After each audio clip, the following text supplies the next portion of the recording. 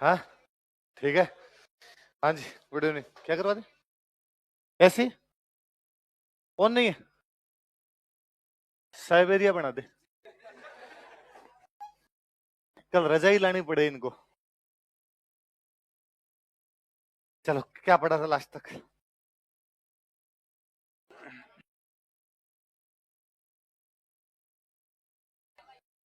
सुनाओ देख। महाराणा प्रताप का जन्म कब हुआ? कहाँ पे हुआ? पिताजी का नाम क्या था?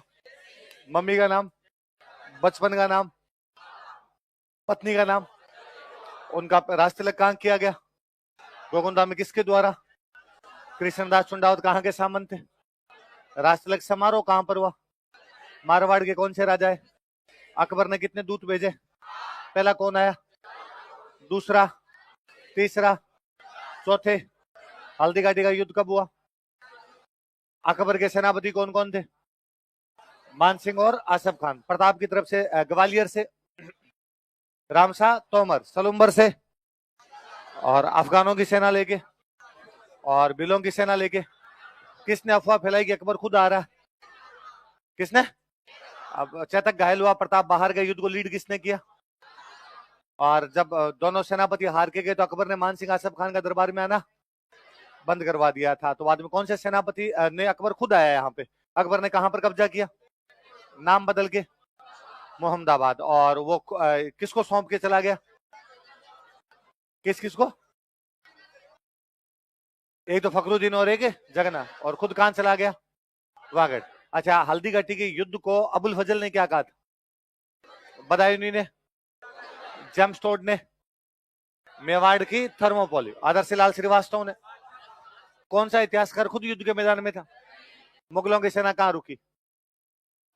मेवाड़ वालों की? मुगलों के कौन कौन से हाथी थे? और मेवाड़ वालों की? बदायूनी के अनुसार मुगलों की सेना में मेवाड़ वालों की और श्यामल दास जी के अनुसार 80,000 और 20,000 फौजी हुआ करते थे उनके। अच्छा, शाहबाज खान ने कहां पर अटैक किए? कितने अटैक किए? अब्दुल रहीम की बेग में कहां से गिरफ्तार की गई? किसके द्वारा? प्रताप ने उन्हें। देवेर का युद्ध कब हुआ? 1582। सुल्तान खान को किसने मार दिया था? जेम्स टोड इस युद्ध को क्या कहता है? प्रताप पर अंतिम आक्रमण मुगलों की तरफ से किसने किया? जगन्नाथ कछवाहान। उस समय प्रताप ने आमेर से क्या छीन लिया? मालपुरा में कौन सा मंदिर बनवाया? राजधानी कौन सी बनाएगी? वहां कौन सी माता जी का मंदिर? कौन सी कला की शुरुआत? और उसके मुख्य चित्रकार कौन थे? नासिरुद्दीन। कौन से भाइयों ने रुपए ला के दिए थे? कौन से गांव में मिले थे? और प्रताप भामाशाह क्या बनाया गया? और भामाशाह क्या कहा जाता है? चक्रपाणि मिश्र की किताबों के नाम बताओ। जो विश्व वल्लभ है वो क्या सब्जेक्ट है? हेमरतन सूरी की बुक का नाम बताओ। गोरा बादल पद्मिनी चौपाई। दो दो लाइनों में लिखो तो दोहे, चार चार लाइनों में लिखो तो चौपाई।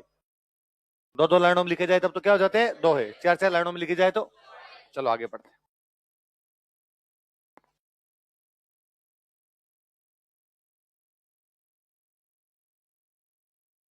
दरबारी विद्वान पढ़ रहे थे ना? अगले लिखो, सादुलनाथ त्रिवेदी।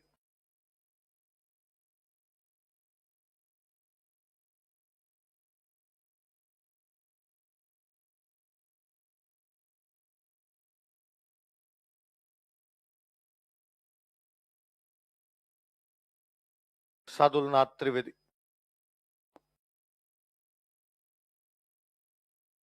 और जो विद्वान लोग हुआ करते उनको राजा महाराजा जमीनें दान में दिया करते। तो प्रताप ने इनको एक गांव दान के अंदर दिया था, जागीर। गांव को क्या बोलते? जागीर।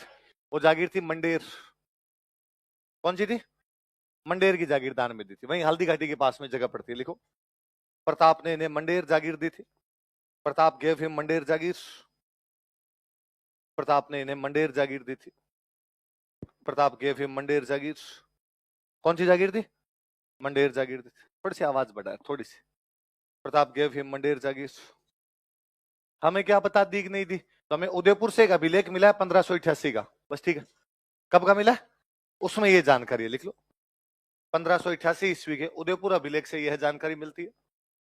This information is given by Udaipur inscription of 1588 AD। 1588 ईस्वी के उदयपुर अभिलेख से यह जानकारी मिलती। This information is given by Udaipur inscription of 1588 AD. 1588 ईस्वी के उदयपुर अभिलेख से यह जानकारी मिलती है। यह है कौन सी, कि कौन सी जागीर दी गई थी? मंडेर, मंडेर की जागीर। किसको? मंडेर है ना, हल्दी घाटी के एकदम पास का गांव। कहां का गांव है? और हल्दी घाटी युद्ध के ठीक बाद में जागीरें बांटी थी। तो एक वो जो बड़ा सवाल है ना कि कई बार यूं, जैसे मैंने कल लिखवाया आपको, हल्दी घाटी युद्ध में प्रताप जीत गया था, तो कई बार कई टावर पूछ लेते हैं, नहीं सर हमने तो पढ़ा था कि अकबर जीत गया था। तो अपने खूब सारी डिबेट भी थी कि भाई इस युद्ध में अकबर जीता था कि महाराणा प्रताप जीता था। तो अक्सर अपने आरपीसी तो ये मानती थी कि युद्ध ड्रॉ था, न तो अकबर जीता न। पर अब पिछले 3-4 सालों से अपनी किताबों में सरकार का पूरा वो चेंज हुआ और कहा गया कि नहीं साहब इस युद्ध में किसकी जीत हुई थी। कई नए नए रिसर्च सामने आए, तो अब तो हल्दी घाटी में बाकायदा पट्टी लगाएगी, उसमें लिखा गया कौन जीत गया था, प्रताप। तो उसके जब एग्जाम्पल, भाई प्रताप के जीतने के क्या सोर्स है आपके पास, आपको क्या पता प्रताप जीता था कि नहीं जीता था? तो उसके 2-3 सोर्स है। ये तो बदायूं नहीं, वो इतिहासकार है अकबर का और युद्ध के अंदर आया हुआ। वो कहता है कि मुगल मेवाड़ ने जब आक्रमण किया तो मुगलों की सेना वापस भागी थी बनास के पीछे पीछे। भागते कौन है? वो कहता है कि हमारी सेना जब गोगुंदा जाके रुकी थी, हम इतने भयभीत थे कि 4 दीवारी बना के अंदर रहे थे। डरावा, जीता हुआ आदमी कभी डरावा नहीं रहता। जीते हुए आदमी का कॉन्फिडेंस ही बहुत अलग प्रकार का होता है। वो कहता है कि मान सिंह और आसफ खान अकबर के दरबार में गए तो अकबर ने भगा दिया। ऐसा कौन होता है? ऐसा कभी आप सोच सकते हो कि आप आपके पापा के पास जाओ और आप जाओ पापा आरएस में सिलेक्शन हो, भाग यहां से। मंगते सिलेक्शन क्यों करवाया? किसने कहा था तेरे को सिलेक्शन करवाने का? मान लो मान सिंह आसफ खान जीत के जाते तो अकबर तो यार फूलमालाओं से स्वागत करता। अपने विजेता सेनापतियों को किसने दरबार से बाहर निकाला? अकबर ने उन दोनों को दरबार से बाहर निकाला। ये भी दिखा रहा है कि वो दोनों क्या हुए हैं, हार के गए। और एक एग्जाम्पल ये दिया गया कि महाराणा प्रताप हल्दी घाटी के आसपास की जमीनें लोगों को दान में बांट रहा है। इसका मतलब जमीन महाराणा प्रताप की है। यदि महाराणा प्रताप युद्ध हार जाता तो जमीन उसकी कैसे होती? युद्ध हार गया तो जमीन किसकी होती? अकबर की। भाई मैं आपको वही चीज दे सकता हूं जो मेरे पास है ना। अभी मैं कहूंगी यार आप में से कोई आंसर अच्छा देगा उसको मैं सोने की चेन दूंगा, तो मेरे पास होनी तो चाहिए। आप जीतो के बाद मैं इधर से धागा तोड़ के फेंकूंगा तो आपको सर थोड़ी बहुत इज्जत करो, आपने सोने की चेन की बात की थी, तो मेरे पास होनी तो चाहिए ना सोने की चेन, तभी दी जाएगी। महाराणा प्रताप के पास मंडेर है इसलिए बांट रहा है। और मंडेर नहीं, आसपास की खूब सारी जागीरें सिद्धांत में दी गई। क्यों दी गई इसका हमारे पास क्या प्रूफ? अभिलेख पड़े हैं, साफ साफ अभिलेख, लोगों के ताम्र पत्र पड़े हैं। उस टाइम क्या जमीनें जब बांटते पट्टे देते, तो पट्टे पड़ेंगे, ये जमीन इसको दी गई, ये जमीन इसको दी गई, ये जमीन इसको दी गई। पट्टा मिला इसका मतलब उस बंदे को जमीन पर क्या हुआ है, अधिकार। फिर दूसरी बड़ी बात, यदि हल्दी घाटी में अकबर जीत ही गया था तो फिर बार बार हमले क्यों कर रहे हैं?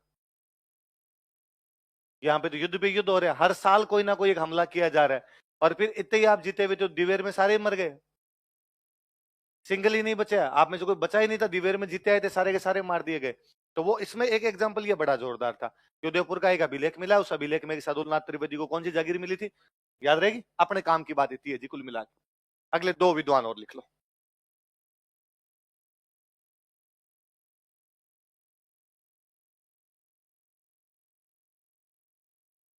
माला सांधु और रामा सांधु।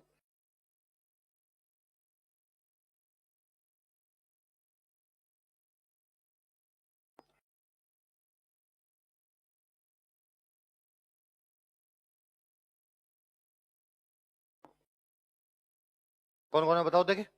माला सांधु और रामा। हाँ तो कोई सिंपल पूछेगा, माला सांधु और रामा सांधु नामक विद्वान किसके दरबार में थे? महाराणा प्रताप। महाराणा प्रताप ने किसको मंडेर की जागीर दी थी? सादुल। गोरा बादल पद्मिनी चौपाई किसके द्वारा लिखी गई? हेमरत्न सूरी। चक्रपाणि मिश्र की पुस्तकों के नाम बताइए। राजाभिषेक, मोहरत, माला, विश्व वल्लभ। उनमें विश्व वल्लभ का सब्जेक्ट क्या है? याद रह जाएगी बात। अब एक बातें और बताता हूँ। बीच में महाराणा प्रताप ने कुछ दिनों तक अपनी एक अस्थायी राजधानी बनाई थी, उस राजधानी का नाम था आवरगढ़। क्या नाम था? तो कोई पूछे भाई महाराणा प्रताप की अस्थायी राजधानी कौन सी थी, तो कौन सी थी? बाद में चावंड आए थे, बीच में थोड़े टाइम के लिए आवरगढ़ उदयपुर में जगह लिख लो नीचे, यूं अलग से हेडिंग डालो आवरगढ़। दरबारी विद्वान हो गए, 2-4 यूं चीजें लिखनी इधर उधर की, लिख लो आवरगढ़। महाराणा प्रताप की अस्थायी राजधानी, temporary capital of Maharana Pratap. Maharana Pratap की अस्थायी राजधानी, temporary capital of Maharana Pratap.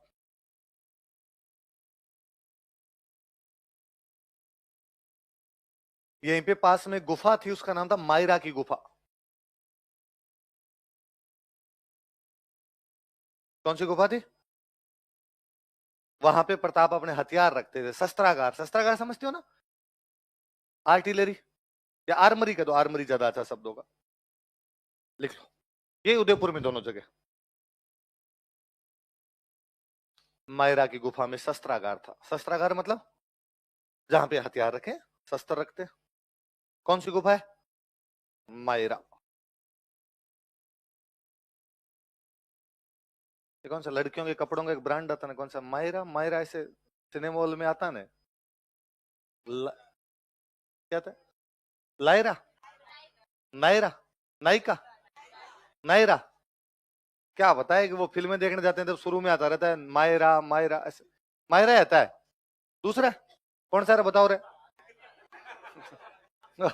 तुम्हें भी नहीं पता? लायरा।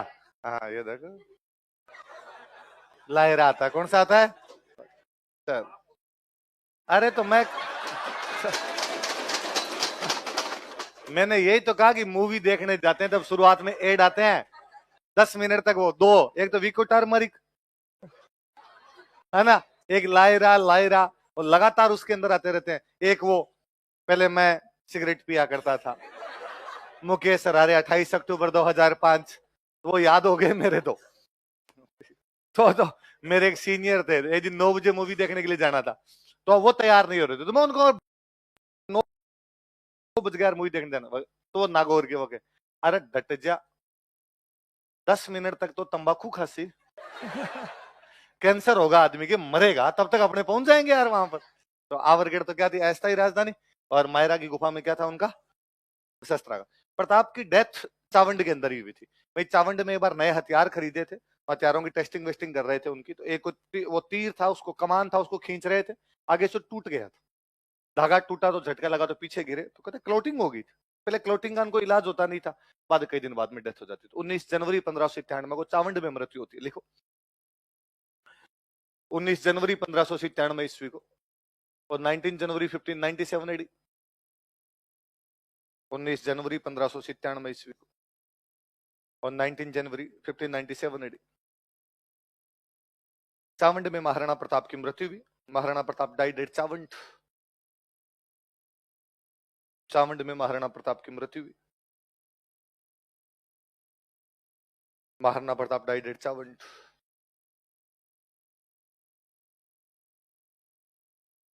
वहीं पास में, चावंड के पास में जगह पड़ती है बांडोली। कौन सी जगह? वहां महाराणा प्रताप की छतरी है।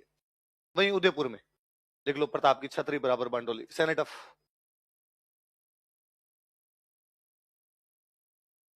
आपको कैसे पता? अमेरिका जाता नहीं, उसको अमेरिका के बारे में पता नहीं होता क्या? आपको कैसे पता? बांडोली में छतरी किसकी है? महाराणा। 8 खंभों की छतरी, लिख लो कोष्टक में, 8 खंभे, 8 पिलर्स। तो मृत्यु कहां पर हुई थी? चावंड। छतरी कहां पर है? इसका मतलब वहां अंतिम संस्कार करके, जहां अंतिम संस्कार होता था वहीं क्या बना दिया करते? छतरी। हिंदुओं में छतरियां बन जाती, मुसलमानों में बन जाते मकबरे, है ना, इतना ही अंतर। लिख लिया? चलो अब अगले राजा पढ़ते, लिखो अमर सिंह।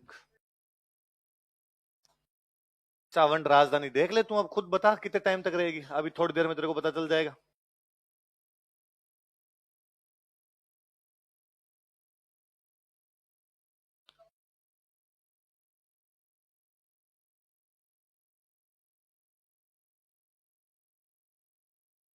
अगले राजा लिखो।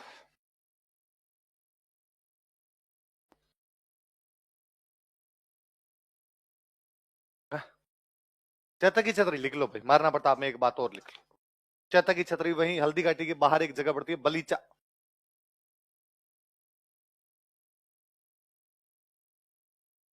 लिख लो चैतक की छतरी बलीचा, वही राजसमंद में हल्दी घाटी के पास में जगह पड़ती है। महाराणा प्रताप में दो बातें और लिखना। ये तो अगला राजा लिखो, जगह छोड़ा करो, है ना? हाँ भूल गए, कंजूस सारे के सारे आप। एक बात और लिख लो, ये लिखी तो एक बात और लिख। प्रताप अपने जीवन काल में 2 किले नहीं जीत पाए थे, बाकी सारे किले जीत लिए थे वापस। ये तो चित्तौड़गढ़ और एक मांडलगढ़। कौन कौन से दो नहीं जीत पाए थे? लिख लो। प्रताप में एक बात और लिखो, चित्तौड़गढ़ तथा मांडलगढ़ को छोड़कर, एक्सेप्ट चित्तौड़गढ़ एंड मांडलगढ़, चित्तौड़गढ़ तथा मंडलगढ़ को छोड़कर, एक्सेप्ट चित्तौड़गढ़ एंड मंडलगढ़।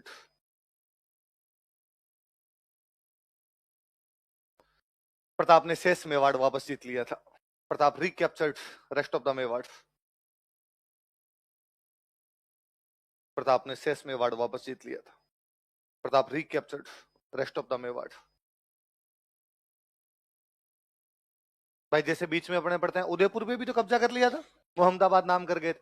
शाहबाज खान थोड़े से टाइम के लिए कुंभलगढ़ पे भी कब्जा कर लेता है, बीच में गोगुंदा पे इनका कब्जा हो गया था, तो कई जगह अलग अलग इनके कब्जे हो गए थे। लेकिन प्रताप ने बाकी सारे किले 2 साल में जीत लिए थे। 85 में लास्ट आक्रमण हुआ है, 85 से 87, 2 साल के भीतर भीतर मुगलों को पूरे मेवाड़ से निकाल दिया था। 2 किले उनके पास थे जहां वो किले के अंदर बैठे हुए थे। एक किला कौन सा? चित्तौड़गढ़। एक किला कौन सा? मंडल। इनकी वो तैयारियां वारियों में लगे हुए थे, इन बिटवीन डेथ हो जाए। 57 साल की उम्र में तो डेथ ही हो गई थी, तो बीच में डेथ हो गई, तो वो 2 किले बीच में रह गए। महाराणा प्रताप के बाद अगले राजा कौन बने? अमर सिंह महाराणा प्रताप से भी बड़े योद्धा है। योद्धा के रूप में देखा जाए तो अमर सिंह की होड़ ही नहीं करे। मेवाड़ में जितने राजा हुए उनमें सिरमौर है अमर सिंह। अमर सिंह ने मुगलों के खिलाफ 17 युद्ध लड़े हैं, सारे जीते हैं। सिंगल के अंदर ही बंदा हारा नहीं, और जो भगा भगा के मारा है, वैसे युद्ध किए हुए इसके। ये जगन्नाथ कछवाहा 1608 में वापस लड़ने के लिए आया था, इतने बुरे मार के भगाया था कि भीलवाड़ा के मंडल के अंदर आके जाके देखो तो मुगलों की छतरियां छतरियां, सबको यही रख लिया था, एक को ही नहीं जाने दिया था। इतना भयंकर वाला आदमी हुआ था अमर सिंह। तो अमर सिंह एक खार खाया हुआ बंदा था कि महाराणा प्रताप को कभी कॉन्फिडेंस नहीं था कि मेरा बेटा भी लड़ाई करेगा। इसलिए महाराणा प्रताप हमेशा डाउट करते रहते कि यार मेरे मरने के बाद में मेरा बेटा नहीं लड़ेगा, मेरे मरने के बाद में मुगलों के खिलाफ जो संघर्ष है वो क्या हो जाएगा? समाप्त हो जाएगा। कोई हुआ यूं कि एक बार की अमर सिंह की वाइफ ने अमर सिंह को पूछ लिया कि लड़ाई कितने साल चलेगी, जब महाराणा प्रताप जिंदा थे उन दिनों में, कि कितने साल लड़ाई चलेगी? पहाड़ों में आगे बैठे हो, नाम है राणा जी, रहते हो पहाड़ों में, राणा जी महलों में भी तो रहने चाहिए, और हम कितने साल तक यहाँ इन पहाड़ों के अंदर बैठे रहेंगे? तो अमर सिंह ने कहा भाई जब तक पिताजी चाहेंगे, पिताजी जो ऑर्डर देंगे वो किया जाएगा। पिताजी ने कहा पहाड़ों में रहो तो पहाड़ों में, पिताजी ने कहा कि उदयपुर चलो तो कहां चलेंगे? उदयपुर। जब तक राणा जी कहेंगे तब तक रहना है अपने को। ये बात वाया मीडिया महाराणा प्रताप को पता चली कि अपनी बीननी ऐसी ऐसी बातें करती है कि भाई कितने दिन तक आपको यहाँ रहना पड़ेगा। तो महाराणा प्रताप को बड़ा अजीब लगा, और उनको लगा कि यार इसका मतलब मेरे मरते ही मेरा बेटा जो संघर्ष है वो क्या कर देगा। तो महाराणा प्रताप जब मर रहे थे तो उनके सांस नहीं निकल रहे थे, कि वो यूं तड़फ रहे लास्ट के अंदर एकदम। आसपास सारे लोग इकट्ठे हो रखे, पूछे भाई कोई अंतिम इच्छा हो तो बता दो, हम आपकी अंतिम इच्छा पूरी करेंगे, अब आप पधारो, स्वर्ग पधारो, जो होना था हो गया। तो महाराणा प्रताप मरते मरते कहते हैं कि यार मेरे को ये अजीब लगता है कि मेरे मरने के बाद मेरा बेटा लड़ेगा कि नहीं लड़ेगा। तो एक कृष्णदास चुंडा वतन सलूम्बर वाले ये खड़े थे, ये बाद में हाथ पकड़ते हैं अमर सिंह का। अमर सिंह हाथ पकड़ के अपने हाथों में लेकर कहते हैं हम आपको गारंटी देते हैं कि जैसे आप लड़े थे वैसे वैसे कौन लड़ेंगे, आप तो आराम से पधारो, हम लड़ाई में किसी भी प्रकार की कमी आने। इसलिए अमर सिंह को हमेशा लगता था कि मुझे लड़ाई बंद नहीं करनी, पिताजी को जो डाउट था वो डाउट तो पूरे कर दूंगा। इसलिए वो बंदा खूब ही लड़ा, भयंकर वाले लड़ा, मतलब लाख लाख की फौजी आई है मेवाड़ के अंदर, वो एक बार नहीं घबराया।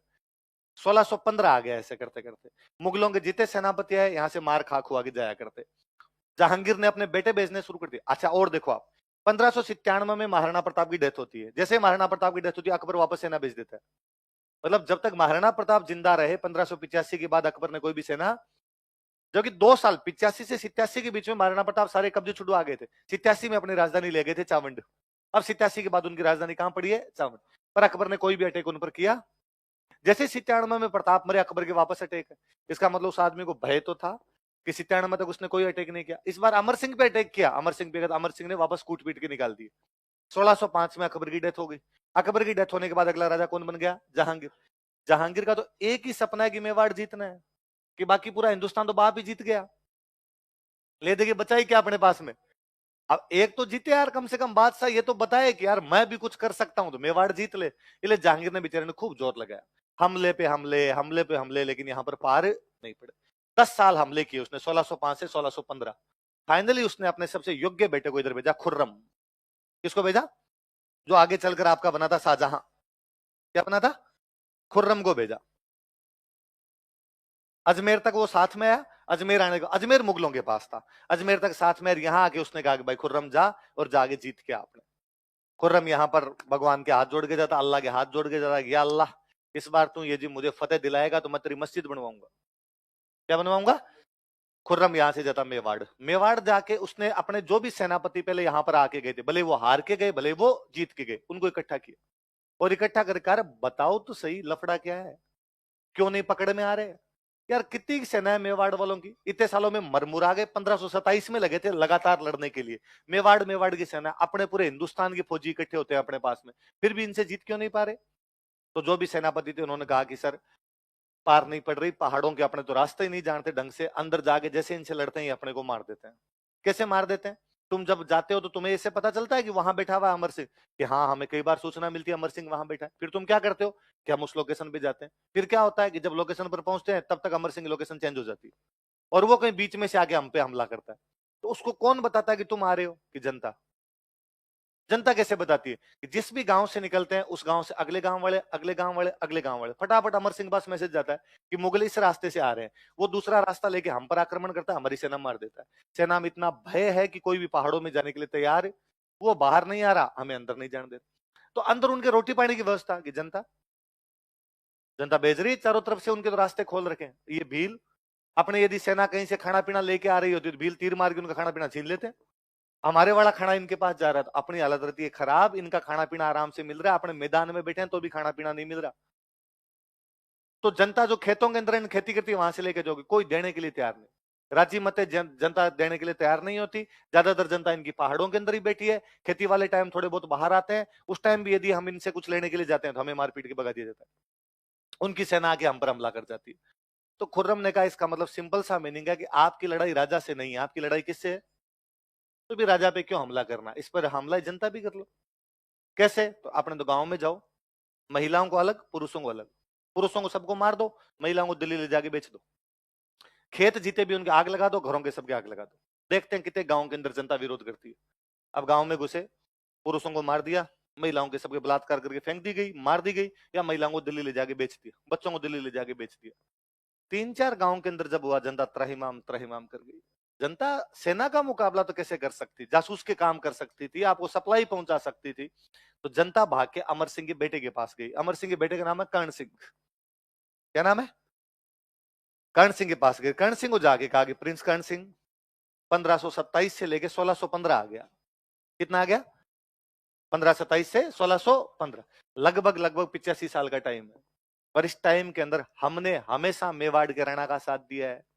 मेवाड़ के राणा ने कहा चित्तौड़गढ़ रहो तो हम चित्तौड़गढ़, राणा ने कहा उदयपुर रहो तो हम उदयपुर, राणा ने कहा कुंभलगढ़ चलो तो हम कुंभलगढ़, राणा ने कहा गोगुंदा रहो तो हम गोगुंदा, राणा ने कहा चावंड रहो तो हम चावंड, राणा ने कहा आवरगढ़ रहो तो आवरगढ़। जट राणो जी कब है, बट उदयपुर,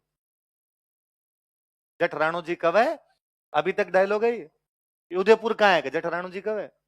राणा जी ने कहा ये राजधानी, इसका मतलब ये उदयपुर है। हमने दोबारा नहीं पूछा कि इन पहाड़ों में कैसे रहेंगे कैसे नहीं रहेंगे। लुगाई टावरों को आंखों के सामने मारा जा रहा है, हमारे पास कोई इलाज नहीं है, अब हमारी रक्षा कीजिए। और जनता की रक्षा करने की जिम्मेदारी किसकी, कर्ण सिंह जानते थे, बहुत अच्छे तरीके से जानते थे कि रक्षा करने का मतलब है सेना को मैदान में लेके जाओ, गांव वालों को रक्षा करो। मैदान में जाने का मतलब मरेंगे, मैदान के अंदर तो वही जीतेगा जिनकी संख्या बहुत ज्यादा, और ज्यादा भी कितनी कि मुगलों की सेना 1 लाख, आपके पास सैनिक बचे हैं 22,000, आपके पास सैनिक बचे 7,000 8,000, इतने सैनिक अलग अलग मोर्चों पे सैनिक पड़े हैं आपके। तो कर्ण सिंह अमर सिंह के पास गए और उन्होंने अमर सिंह को जाकर कहा कि अब संधि के अलावा कोई चारा नहीं। अमर सिंह ने कहा है पिताजी यही कह के गए थे कि ये नहीं लड़ेगा, और तू इस बात को सच्ची कर देगा, संधि नहीं करेंगे, अपने मरमुरा जाएंगे तो कोई बात नहीं। उसने कहा जनता की रक्षा करने का धर्म है राजा का, जनता की रक्षा की जानी चाहिए। और कई बार संधि कर लेना हार नहीं होती, संधि का मतलब यह भी होता है कि हम युद्ध की तैयारी कर रहे हैं, सांस ले रहे हैं, थोड़ा टाइम मिलेगा मारेंगे, वापस मारेंगे, इनको भगा भगा के मारेंगे, एक बार रोक दिया जाए जैसे तैसे करके, ताकि जनता बच जाए, जनता का मोरल डाउन नहीं हो। अमर सिंह ने कहा जो करना है तू कर ले, मेरे हाथ से तो कुछ नहीं हो। अमर सिंह ने कर्ण सिंह को चाबियां सौंपी, कर्ण सिंह ने ठीक है तो मैं हैंडल करता हूँ। कर्ण सिंह ने अपने 2 बंदे खुर्रम के पास भेजे, एक बंदे का नाम था हरिदास और एक का नाम था शुभकरण। कौन कौन 2 बंदे, हरिदास और शुभकरण, किसकी तरफ से जा रहे हैं, मेवाड़ की तरफ से कह दो, कर्ण सिंह की तरफ से कह दो, किससे बातचीत करने के लिए, खुर्रम। खुर्रम कौन है, शाहजहां है या कह दो या जहांगीर का बेटा है, वो उधर से लड़ाई करने के लिए आए। खुर्रम के पास गए, खुर्रम को कहा भाई हम मेवाड़ की तरफ से आए हैं, कर्ण सिंह ने हमें भेजे हैं और हम तुमसे क्या करना चाहते हैं। खुर्रम बेचारा राजी, जो मेवाड़ पिछले 85 सालों में युद्धों के बावजूद संधि करने के लिए तैयार नहीं था, इस बार संधि के लिए तैयार हो गए। इससे बड़ी मुगलों की सफलता क्या होगी? उन्होंने बैठो बैठो बैठो, चाय लाओ, चाय लाओ। हरदास जी के लिए चाय लेके आओ। आप शुभकर्ण जी कॉफी लेते हो, चाय लेते हो? नहीं नहीं, चाय चला लूंगा मत, बैठो। अरे वो संधि की बात कर लेते, अरे कर लेंगे यार, संधि की क्या बात, चाय पानी पियो आराम। उनका अरे सर सुनो तो सही, संधि की बात करो पहले, बाद में चाय पानी ले लें। खुर्रम ने कहा संधि की क्या बात है, मुगलों से संधि का एक ही लेना देना है सिर्फ, जो हमसे संधि करेगा वो हमारे दरबार में अगर हमारी तरफ से लड़ाई करेगा, खत्म बात, लड़ाई बंद हो जाएगी। तो तुम्हारा राजा हमसे संधि कर रहा है तो तुम्हारे राजा को हमारे दरबार में भेज दो संधि। उनका सर यही तो है, हम यही तो कहना चाहते हैं, सुन लो बात, हमारा राजा कभी भी आपके दरबार में नहीं आएगा। क्यों? तो राजा तो संधि नहीं करना चाहता, तो संधि कौन कर रहा है? तो उसका बेटा कर्ण सिंह कर रहा है। तो दरबार में कौन आएगा हमारे? तो दरबार में कर्ण सिंह आएगा, राजा अमर सिंह नहीं आएगा। उसने कहा यार पर हमारे तो जो भी संधि करता है राजा खुद आता है यार, आज तक हिंदुस्तान में जीती संधियां की उसमें राजा खुद को ही आना पड़ता है। फिर मैं एक बार डैडी से पूछ लूं, थोड़ा कर ले बात। उसने जहांगीर की से बात की कि पिताजी ये मेवाड़ वाले संधि करने के लिए तैयार है, लेकिन ये कह रहे हैं कि हमारे से संधि करने के बाद में इनका राजा कभी भी हमारे दरबार में नहीं आएगा, बल्कि राजा का बेटा जो राजकुमार होगा वो ही दरबार में आएगा। जहांगीर ने कहा चुपचाप संधि कर ले अपने। पर पिताजी ये तो संधि का उल्लंघन है, जो बाकी बातें होती है वो तो हो ही नहीं रही। जहांगीर ने कहा कोई बात नहीं, कौन देख रहा है इस बात को कि कौन आया था और कौन है? अपने जो कलंक लगा हुआ माथे पे कि मेवाड़ नहीं जीत पाए, वो कलंक दूर हो जाएगा। अपने कह देंगे मेवाड़ वालों ने भी हमसे क्या कर ली। बेटा तू नहीं जानता मेरी हालत कितनी खराब है, मैं आगरा में जब गली के अंदर जाता हूं तो बच्चे पीछे करते रहते, ओए मेवाड़ है।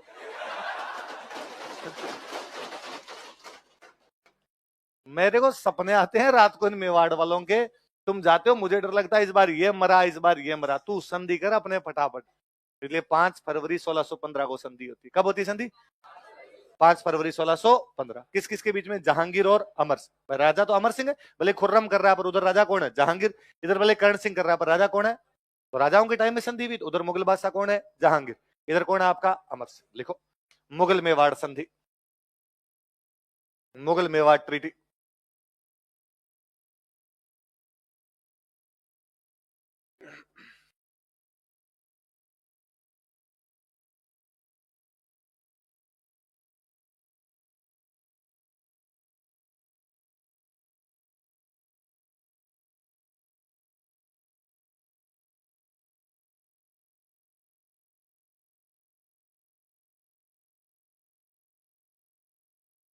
मुगलों का बादशाह कौन है? जहांगीर। मेवाड़ का राजा कौन है? अमर सिंह। फैजान ना तो कोई पूछे भाई मेवाड़ के कौन से राजा ने मुगलों से संधि की, तो कौन से राजा ने? अमर सिंह। मुगलों के कौन से बादशाह ने संधि की, तो किसने की? जहांगीर।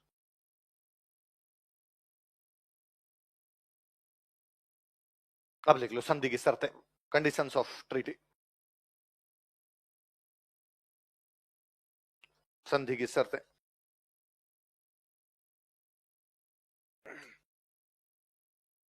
एक नंबर लगा के लिखो। मेवाड़ का राणा मुगल दरबार में नहीं जाएगा। Rana of Mewar will not join Mughal court. Mewar का राणा मुगल दरबार में नहीं जाएगा। Rana of Mewar will not join Mughal court. Mewar का राणा मुगल दरबार में नहीं जाएगा। Rana of Mewar will not join Mughal court. तो कौन जाएगा उसकी जगह? युवराज। सबसे बड़े बेटे को बोलते हैं युवराज। दूसरा लिखो, मेवाड़ का युवराज मुगल दरबार में हाजिर होगा। Prince of Mewar will join Mughal court. Mewar का युवराज मुगल दरबार में हाजिर होगा। Prince of Mewar will join Mughal court.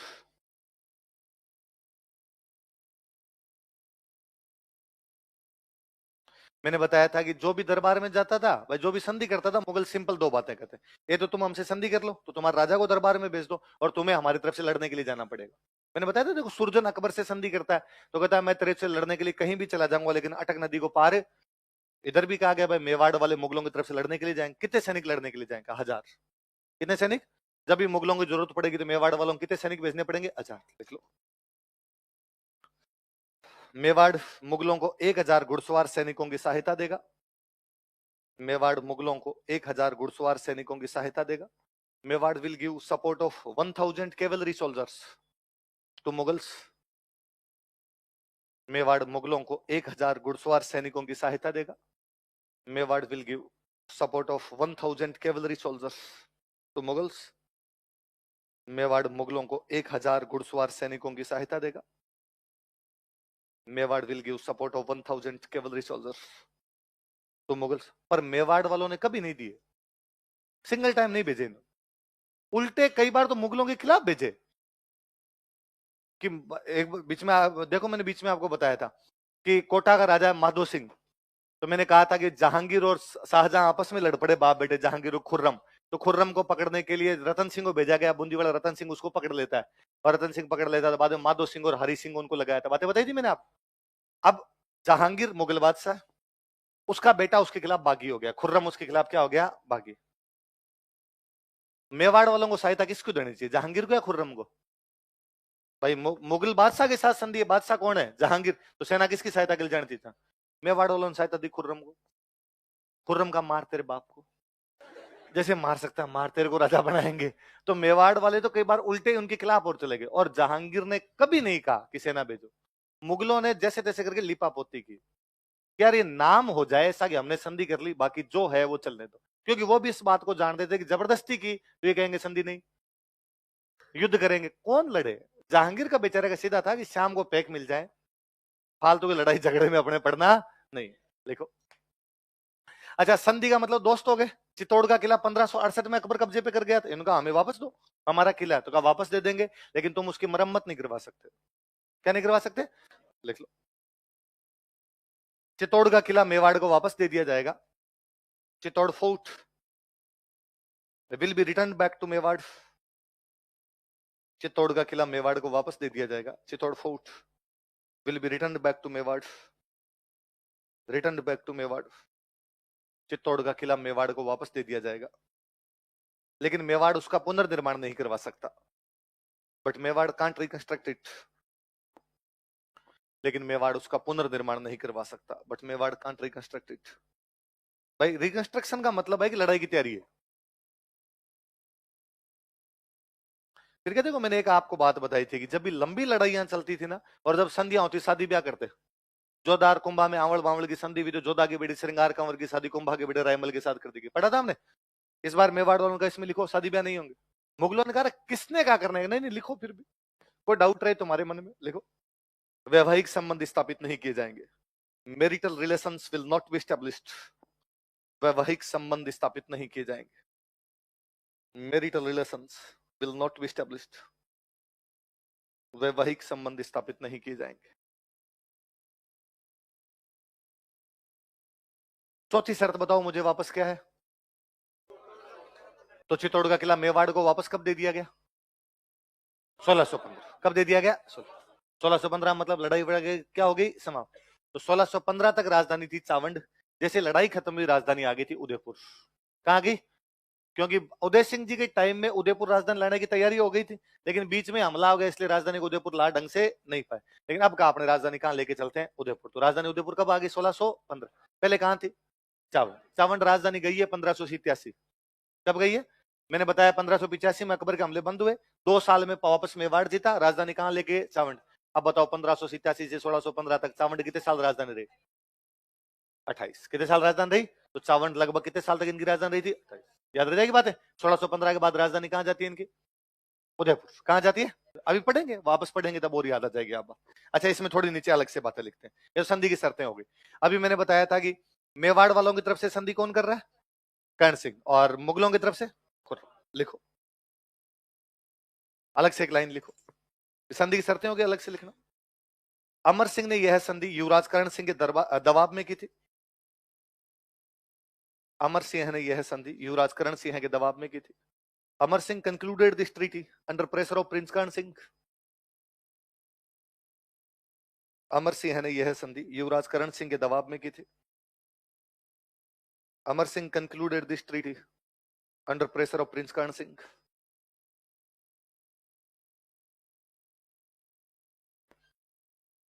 Under pressure of prince Karan Singh.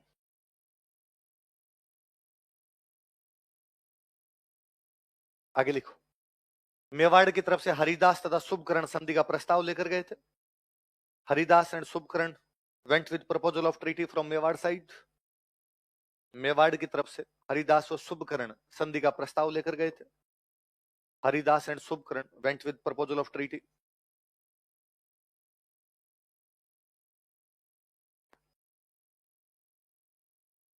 From Mewar side.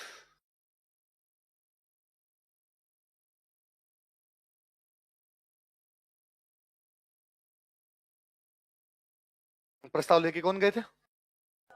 Haridas और शुभकरण। लाइन चेंज करें को। मुगलों की तरफ से खुर्रम ने संधि की। Khurram concluded treaty from Mughal side. Khurram समझ रहे हो ना कौन है?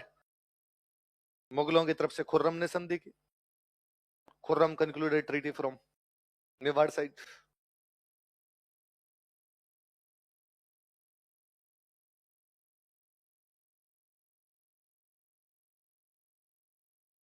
मैंने बताया अमर सिंह ने तो राजकाज ही छोड़ दिया था। अमर सिंह सारा कुछ छोड़ देते हैं और एक जगह पे जाके सन्यासी की तरह रहते हैं, नोचोकी। कौन सी जगह पे जाके? लिख लो। अमर सिंह इस संधि से बेहद निराश था। Amar Singh was very disappointed with this treaty. Amar Singh इस संधि से बेहद निराश था। Amar Singh was very disappointed with this treaty. Amar Singh इस संधि से बेहद निराश था। Amar Singh was very disappointed with this treaty. तथा वह नोचोकी नामक स्थान पर जाकर रहने लगा। And he started to living at palace named Nauchowki. तथा वह नोचोकी नामक स्थान पर जाकर रहने लगा। And he started to living at palace named नोचोकी।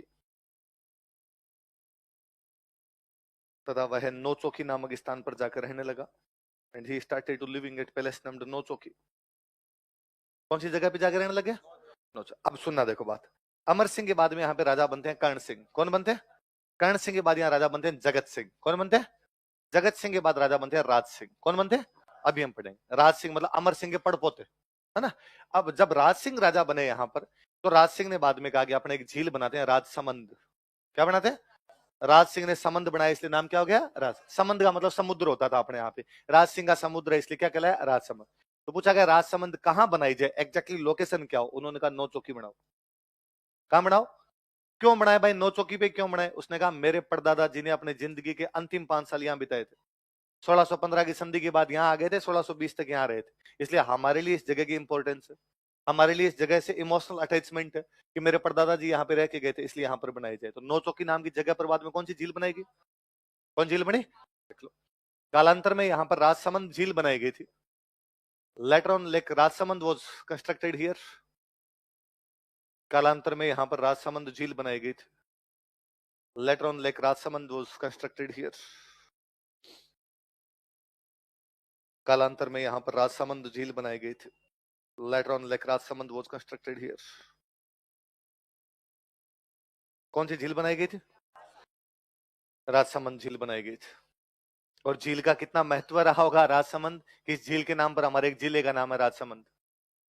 Rajasthan में बाकी जितने भी जिले, कितने जिले हैं राजस्थान में? 33। उनमें से 32 जिलों के नाम किसी शहर के नाम पर है। जयपुर नाम का एक जिला है तो जयपुर नाम का शहर। गंगानगर नाम का जिला है तो गंगानगर नाम का शहर। चूरू नाम का जिला है तो चूरू नाम का शहर। भरतपुर नाम का जिला है तो भरतपुर नाम का शहर। राजसमंद नाम का जिला है लेकिन राजसमंद नाम का कोई शहर नहीं है। राजसमंद नाम की झील है। तो झील के नाम पे कोई जिले का नाम है, वो जिला कौन सा अपना? आप यदि बस स्टैंड पे जाके कहो मुझे राजसमंद की टिकट तो नहीं मिलेगी, बस राजसमंद जाती नहीं है। आप जबरदस्ती करोगे नहीं मुझे तो राजसमंद ही जाना है, तो झील में ले जाके पटक दे तो बात दूसरी है। बाकी आपको जिस कस्बे की टिकट मिलेगी उस कस्बे का नाम है राजनगर। क्या नाम है? डिस्ट्रिक्ट हेडक्वार्टर तो लगेगा कहीं ना कहीं, तो डिस्ट्रिक्ट हेडक्वार्टर लगता हो कहां पे लगता है? राजनगर। पर उसका नाम राजसमंद नहीं है, उसका नाम क्या है? झील का नाम राजसमंद है, उसके नाम पर क्या है? जिले का। पहले बड़ी बात। तो राजसमंद का महत्व था, तो राजसमंद कौन सी जगह पे बनाई गई? तो नौचौकी पे क्यों बनाई गई? अमर सिंह ने अपने अंतिम 5 साल बिताए थे, याद रहेगी बात। अच्छा, अभी हमने पढ़ा कि मेवाड़ का राणा मुगल दरबार में नहीं जाएगा, कौन जाएगा? प्रिंस। प्रिंस कौन है? उधर मुगल बादशाह कौन है? जहांगीर। कौन है? तो कर्ण सिंह किसके दरबार में गया? देख लो। युवराज कर्ण सिंह मुगल बादशाह जहांगीर के दरबार में गया। प्रिंस कर्ण सिंह, युवराज कर्ण सिंह मुगल बादशाह जहांगीर के दरबार में गया। Prince Karan Singh joined court of Mughal emperor Jahangir. Prince Karan Singh joined court of Mughal emperor Jahangir. युवराज कर्ण सिंह मुगल बादशाह जहांगीर के दरबार में गया।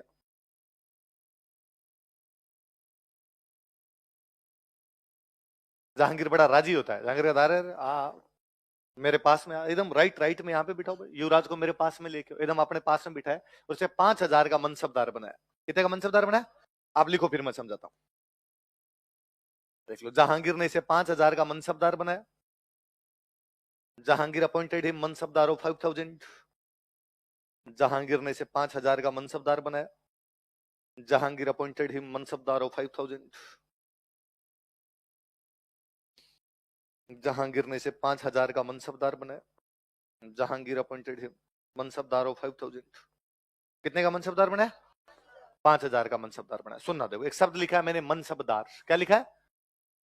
अब दार हटाइए, आगे वाला पढ़िए केवल। क्या है? मनसब। क्या है? मनसब का मतलब होता है पद। क्या होता है? या इंग्लिश में को तो पोस्ट। पद, पोस्ट, मनसब, इनका मतलब एक ही होता है। आई बात सुन, जैसे मैं सिंपल भाषा में आज की लैंग्वेज में समझाऊं। मैं आपके सामने अभी 4 आदमी लेके आऊं, मैं कहूं ये मेरे 4 दोस्त है, इनमें से एक फर्स्ट ग्रेड है, एक सेकंड ग्रेड है, एक थर्ड ग्रेड है, एक फोर्थ ग्रेड है, मैंने 4। आप इससे ये बता सकते हो क्या इनकी क्या क्या नौकरी है? कैसे बता सकते हो? कुछ ही नहीं बता सकते। फर्स्ट ग्रेड वाला हो सकता है आरएस हो, फर्स्ट ग्रेड वाला हो सकता है लेक्चरर हो, फर्स्ट ग्रेड वाला हो सकता है मेडिकल ऑफिसर हो, है ना। मैं कहता हूँ सेकंड ग्रेड हो सकता है टीचर हो सकता है यूडीसी हो। नहीं बता सकते नौकरी के। आप ये भी नहीं बता सकते इनकी तनख्वाह कितनी है। अलग अलग पे ग्रेड होते हैं, अलग अलग नौकरियों के अंदर उनका पे ग्रेड अलग हो सकता है। तो आप क्या बता सकते हो उन चारों से? उनकी औकात क्या बता सकते हैं? आप कहते हैं फर्स्ट ग्रेड वाला बड़ा अधिकारी है, सेकंड ग्रेड वाला उससे थोड़ा छोटा है, थर्ड ग्रेड वाला छोटा है, फोर्थ ग्रेड वाला उससे छोटा। ये तो बता ही सकते हो। आप ये भी नहीं बता सकते इनकी पोस्टिंग कहाँ का है, कुछ ही नहीं बता सकते, पर आपको ये पता चल जाएगा इनके ग्रेडिंग में ऊपर कौन है नीचे कौन है, ये तो पता चला बस। मुगलों के दरबार में जो कोई बंदा जाता, मुगल उसको ग्रेड दिया करते। वो ग्रेड होती 10 से 10,000 के बीच। किससे किसके बीच होती? उस ग्रेड को बोलते मनसब। क्या बोलते? 10 का मनसब, 100 का मनसब, 500 का मनसब, 700 का मनसब, 1,000 का मनसब, 5,000 का मनसब, 2,000 का मनसब, 3,000 का मनसब, ऐसे मनसब मिलते। बात समझ। अब यदि किसी आदमी को मनसब मिला 2,000 का, एक को मिला 3,500 का, एक को मिला 5,000 का, आपको ये थोड़ी पता है रक्षा मंत्री कौन है, विदेश मंत्री कौन है। आपको ये भी नहीं पता इनको सैलरी कितनी मिलती होगी, पर आपको ये पता है कि 2,000 वाला थोड़ा कम है, 3,500 वाला ज्यादा है, और 5,000 वाला। तो मुगलों के दरबार में औकात बताने वाले जो पद हुआ करते, उस पद को क्या बोला करते? मनसब। जिसको ये मनसब मिलेगा वो क्या कहलाएगा? दार का तो मतलब होता है स्वामी। दार का मतलब क्या था? तहसील का स्वामी, तहसीलदार, सूबे का स्वामी, ठेके का स्वामी, जमीन का स्वामी, मनसब का स्वामी। है बात समझो। तो मनसब, मनसब का मतलब क्या होता है? पद। क्या होता है? अब मान लो ये है, मैं कहूं अब मुगलों के कहां से कहां तक मारते हैं मनसब? 10 से लेके 10,000। पर 5,000 से ऊपर की मनसब केवल मुगलों के राजकुमारों को मिलेगी, जो राजा के बेटे होंगे। जहांगीर है, जहांगीर के बेटों को आपने कहेगा तू 6,000 का, तू 7,000 का, तू 8,000 का, तू 9,000 का। बाकी जो राजा उनके हाईएस्ट पोस्टिंग कोई होगी तो वो कितनी होगी? और 5,000 ही बुढ़ापे में देंगे।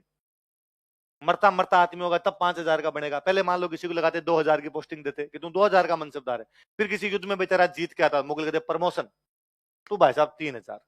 फिर और कोई युद्ध में जीत के आया तो कहा प्रमोशन, तू कितने का हो गया? 4,000। इतने मरमुरा जाता, या तो भगवान मौत दे देता या किसी लड़ाई में काम आ जाता। तो 5,000 के मनसब तक तो लोग पहुंचते ही नहीं थे। लेकिन जहांगीर ने मेवाड़ वालों को जाते ही 5,000 का मनसब दिया है। जाते कितने का दिया? फिर क्या मनसब ये भी बताता कौन कहां बैठेगा। आगे बैठेंगे, फिर उससे पीछे मान लो 5,000 वाले आगे, फिर 4,000 वाले, फिर 3,000 वाले, फिर 2,000 वाले, 1,000 वाले, 500 वाले, 300 वाले, 200 वाले, फिर लास्ट वाले तो खड़े रहते होंगे। कईयों को दरबार के बाहर खड़ा रहना पड़ता होगा। तो ये भी पता चल रहा है ना आपका स्टेटस क्या होगा। तो जहांगीर ने अमर सिंह को, सॉरी कर्ण सिंह को जाते कितने का मनसबदार बनाया? इसका मतलब जहांगीर उस बात की वैल्यू समझता है। जहांगीर को बताया कि यदि मनसब कम दे दिया, इसको पीछे बिठा दिया, ये कल ही वापस चला जाएगा कि संधि तोड़ दी, वापस लड़ाई करेंगे। तो उसने राजी किया, एकदम अपने पास से बिठाया। तो जहांगीर ने अपनी जीवनी लिखी थी। जहांगीर अपनी जीवनी में कर्ण सिंह की खूब उल्लेख करता है। और कर्ण सिंह जब पहली बार मेरे दरबार में आया तो मैं उसको खुद जाके लेके आया, और मैंने अपने राइट हैंड में बिठाया उसको एकदम। तो राइट हैंड आपने कहते किसी भी, ये उसका राइट हैंड है, इसका मतलब कहना था तू मेरा कितना खास आदमी है। और मैंने उसको कितने का मनसब दिया? फिर जहांगीर कहता है कि फिर मैं मेरे हथियार दिखाने के लिए उसको लेके गया। पर वो जहांगीर लिखता है पर कि कर्ण सिंह में एटिकेट्स नहीं थे ज्यादा, वो जंगली था। कहने का मतलब वो कभी दरबार के अंदर गया नहीं था। तो मैं जब हथियार दिखाने के लिए लेके गया तो उसने मेरी सबसे प्रिय बंदूक उठा ली और प्रिय बंदूक उठाकर ये तो मैं रखूंगा। जब कैसे होता नहीं था, बादशाह के सामान के आप हाथ नहीं लगा सकते भाई, ये सिंपल सी बात है। आपको सीएम साहब बुलाए और सीएम साहब अपने घर पे आपको कहे कि देखो मेरे पास ये पेन पड़े, आपको ये पेन मुझे दे दो, नहीं होता ना। उल्टा ये होता है कि अपने कोई कहे कि खाना खा लो तो अपने कहता नहीं सर खा के आया था। बड़े आदमी ये तो होता है टिकट्स। और क्या होता है कि उसने मेरी प्रिय बंदूक उठाई और कहा ये तो मैं रखूंगा। जहांगीर कहता मुझे बड़ा अजीब लगा लेकिन मैंने उसको बंदूक दे दी। जहांगीर खूब लिखता है, जहांगीर लिखता है कि वो शिकारी बहुत अच्छा था। हम जब भी शिकार करने के लिए जाते तो मैं हमेशा युवराज को मेरे साथ रखता था। ऐसा कभी नहीं हुआ कि युवराज ने गोली चलाई और शिकार मरा नहीं। उसका निशाना हमेशा अचूक बैठता था। जंगल के अंदर अभ्यास कर करके बहुत अच्छा शिकारी बन गया था।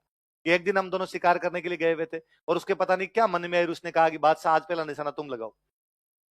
और मैं डर गया क्योंकि मुझे इतना अच्छा निशाना लगाना नहीं आता और मुझे लगा कि आज मेरी युवराज के सामने बेइज्जती हो जाएगी। पर मैंने अल्लाह ताला को याद किया, आंखें बंद करके मैंने गोली चलाई। हवा का बहाव उसी तरफ था, अल्लाह ताला ने मेरी सुनी और शिकार की गोली लग गई और युवराज के सामने मेरी बेइज्जती होते होते रह गई। तो खूब जिक्र भी करता है कि बुलाया था मैंने, कर्ण सिंह को मेरे दरबार में बुलाया था, मेरे पास रखा था।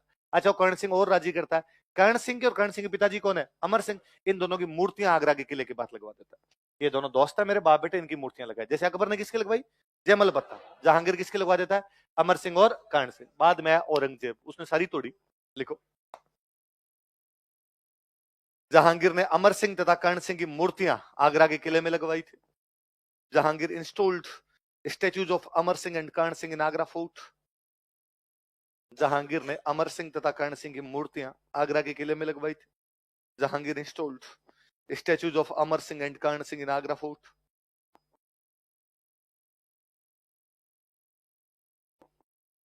अमर सिंह तथा कर्ण सिंह की मूर्तियां आगरा के किले में लगवाई थी। Installed statues of Amar Singh and Karan Singh in Agra fort.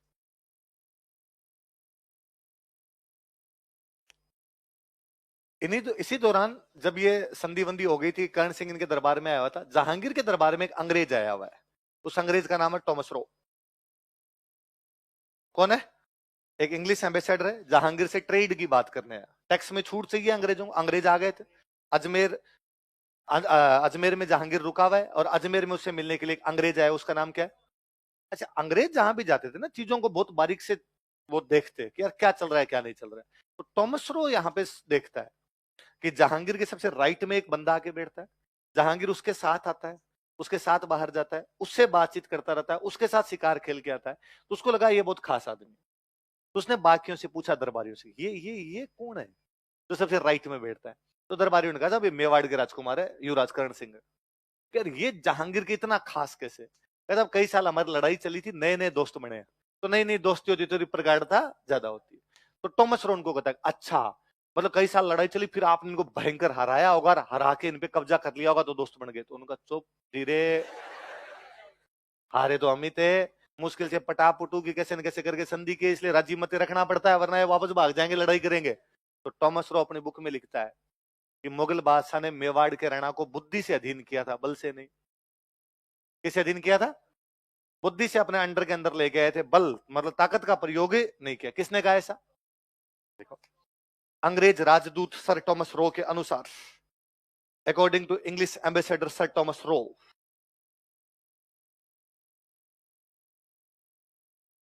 अंग्रेज राजदूत सर टॉमस रो के अनुसार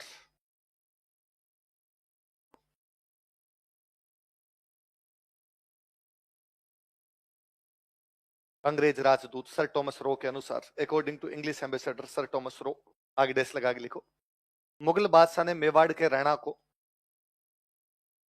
बुद्धि से अधीन किया था, बल से नहीं।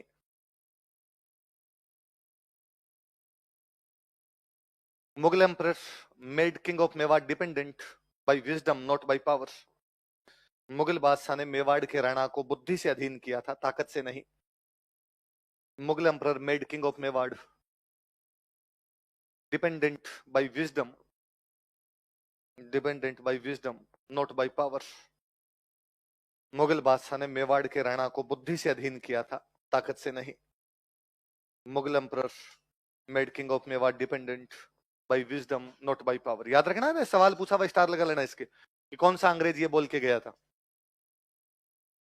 अच्छा, ये संधि भी मुगल और मेवाड़ के बीच में, हमें इसकी और जानकारी कहां से मिलती है? लिखो, संधि की जानकारी के स्रोत, sources of information about treaty. संधि की जानकारी के स्रोत, sources of information of treaty.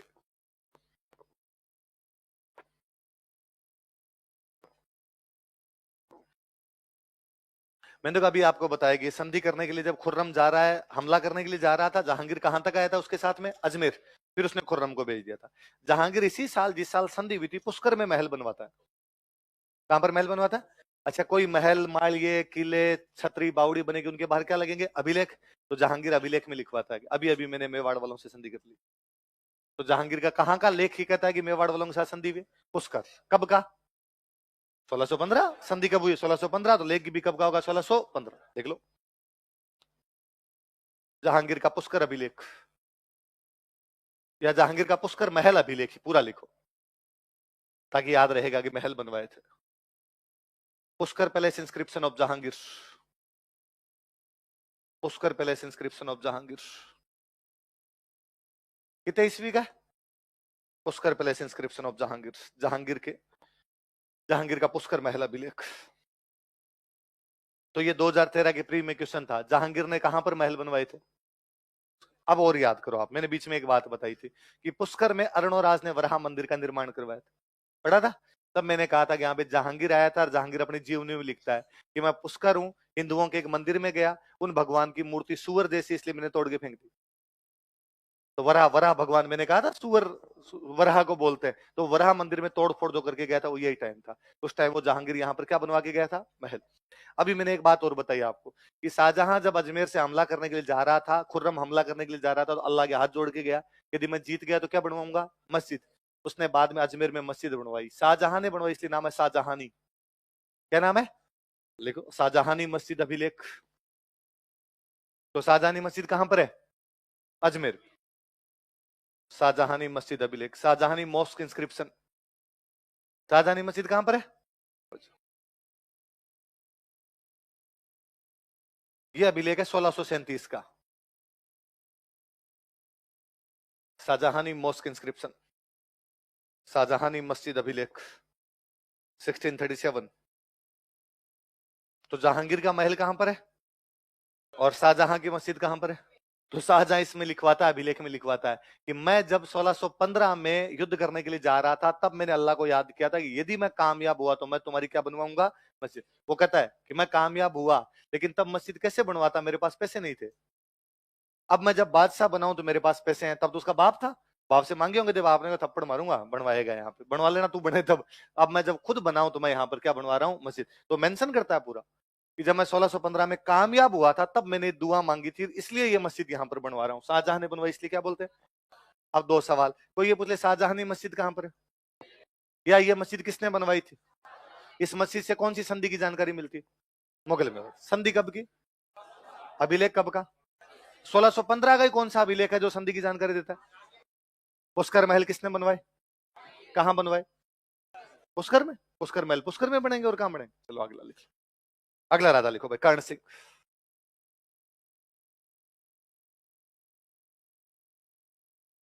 है नहीं, कर्ण सिंह के हाथ में आ गया था शासन, तो जीवता तो है ना, मारे थोड़ी यार।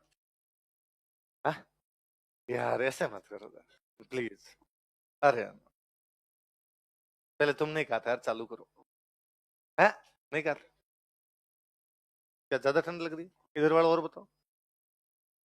है कितने कितने प्रतिशत भारतीय चाहते हैं कि बंद कर दिया जाए? नहीं, इसके नीचे जो जो बैठे हैं, कौन कौन चाहते हो बंद कर दिया? केवल दो तीन, थोड़ी उधर सरक जाओ, तुम अपने आगे आ जा। क्यों, इन बाकियों को तो रहने दे यार, ऐसे कहां पड़े हैं? मैंने बताया था आपको, मैं तो नया नया आया था तो एटीएम में खड़ा रहता था, रुपए निकालने जाते थे, एटीएम में कई देर निकाल दे, रुपए निकाल देते 400, उसके लिए 4 घंटे उधर ही खड़े हैं। पहले जो आ रहा है उनको, भाई साहब आप निकाल दो, आप। अरे आप पहले खड़े थे, आप निकाल दो। नहीं नहीं, मत निकाल दूंगा, काम ही क्या मेरे तो। फिर किसी दोस्त ने एक दिन समझाया कि उधर ऊपर कैमरा होता है, तेरी शक्ल और चोरों जैसी है, इस इस बार एटीएम में कोई चोरी हुई ना, तेरे को धरेंगे, कि हर 7 दिन में यहाँ पे 2-2 घंटे खड़े होके जाता है ये आदमी। तो यार ऐसी कहां पड़े, थोड़ा आगे आ जाओ, इधर आ जाओ। लिखो कर्ण सिंह। मैंने बताया 1615 के बाद राजधानी कहां लेके आ गए? उदयपुर। राजधानी आ गई तो राजा महल मालिया बनवाएंगे, तो कर्ण सिंह ने उदयपुर के अंदर महल बनवाया कर्ण विलास। कौन सा बनवाया? एक महल बनवाया दिलखुश। कौन सा? अंदर घुसते ही देखो उदयपुर में कर्ण विलास तथा दिलखुश महलों का निर्माण करवाया। He built Karan Vilas and Dilkhush palaces at Udaipur. Udaipur में कर्ण विलास तथा दिलखुश महलों का निर्माण करवाया। He built Karan Vilas and Dilkhush palaces at Udaipur.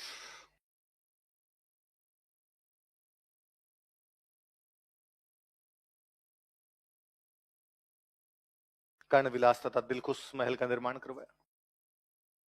एक पिछोला झील में एक महल शुरू करवाया था, लेकिन उसका निर्माण पूरा नहीं हुआ इसके टाइम में। जगमंदिर, इसका निर्माण शुरू करवाया, देख लो। पिछोला झील में जगमंदिर का निर्माण शुरू करवाया गया। जगमंदिर महल है, पिछोला झील में जगमंदिर का निर्माण शुरू करवाया गया। He started construction of Jag Mandir in lake Pichola. Pichola झील में जगमंदिर का निर्माण शुरू करवाया गया। He started construction of Jag Mandir in lake Pichola. Pichola झील में जगमंदिर का निर्माण शुरू करवाया। और ये निर्माण वगैरह इन्होंने शुरू किया ही था। इतने में 1622 के अंदर जहांगीर और खुर्रम के बीच का पंगा हो गया। किसके बीच में पंगा हो जाता है? मैंने तब बात बताई थी, खुर्रम साउथ इंडिया में पोस्टिंग है उसकी, उसको कहा कि तुम अफगानिस्तान जा। कहां पे जा? तूने मना कर दिया, नहीं जा रहा। मैं क्या मतलब होता है क्या? मेवाड़ जाऊं तो मैं जाऊं, वहां जाऊं तो मैं जाऊं, और यदि मैं वहां जाऊंगा ना तो मैं सर्वश्रेष्ठ सेनापति बन के जाऊंगा, मतलब बाकी सारे सेनापति मेरे अंडर होने चाहिए, सुप्रीम कमांडर में। जहांगीर ने कैसे नहीं होता, तेरे से बड़े बड़े कई मनसबदार बैठे हैं, बूढ़े ठाडे लोग बैठे हैं, वो तेरे ऊपर रहेंगे, तो उनके अंडर में जाएगा। तो उसने कहा जाना ही नहीं है, किसको जाना है? तो जहांगीर ने कहा कि पकड़ के जेल में डालो, राजा की आज्ञा का उल्लंघन नहीं किया जा सकता। अब जहांगीर ने सेना भेजी तो खुर्रम बेचारा भागा। भाग के कहां जाए? तो कोई ना कोई दोस्त होना चाहिए। तो खुर्रम, कर्ण सिंह खुर्रम के बीच संधि हुई है, तब से दोनों कर्ण सिंह और खुर्रम अच्छे दोस्त थे। तो खुर्रम जब उधर से भागा तो उसने कर्ण सिंह को मैसेज किया कि भाई कर्ण सिंह, डैडी ने घर से भगा दिया, पीछे फौज और है, किधर जाऊं? तो उसने कहा उदयपुर आ जा। तो रहने की जगह कोई, उसने कहा जगमंदिर नया नया शुरू ही करवाया, पूरा तो नहीं बना, पर कई कई कमरे तैयार हो गए, लेट बात अटैच है, तो यहाँ आके रह जाओ। खुर्रम ने जब विद्रोह किया था तो कौन से महल में रुका था? देखो, विद्रोह के दौरान, ड्यूरिंग रिवोल्ट, विद्रोह के दौरान ड्यूरिंग रिवोल्ट, खुर्रम इस महल में रुका था। Khurram state here. कहां स्टे किया उसने? जगमंदिर में। खुर्रम इस महल में रुका था, खुर्रम स्टेड हियर।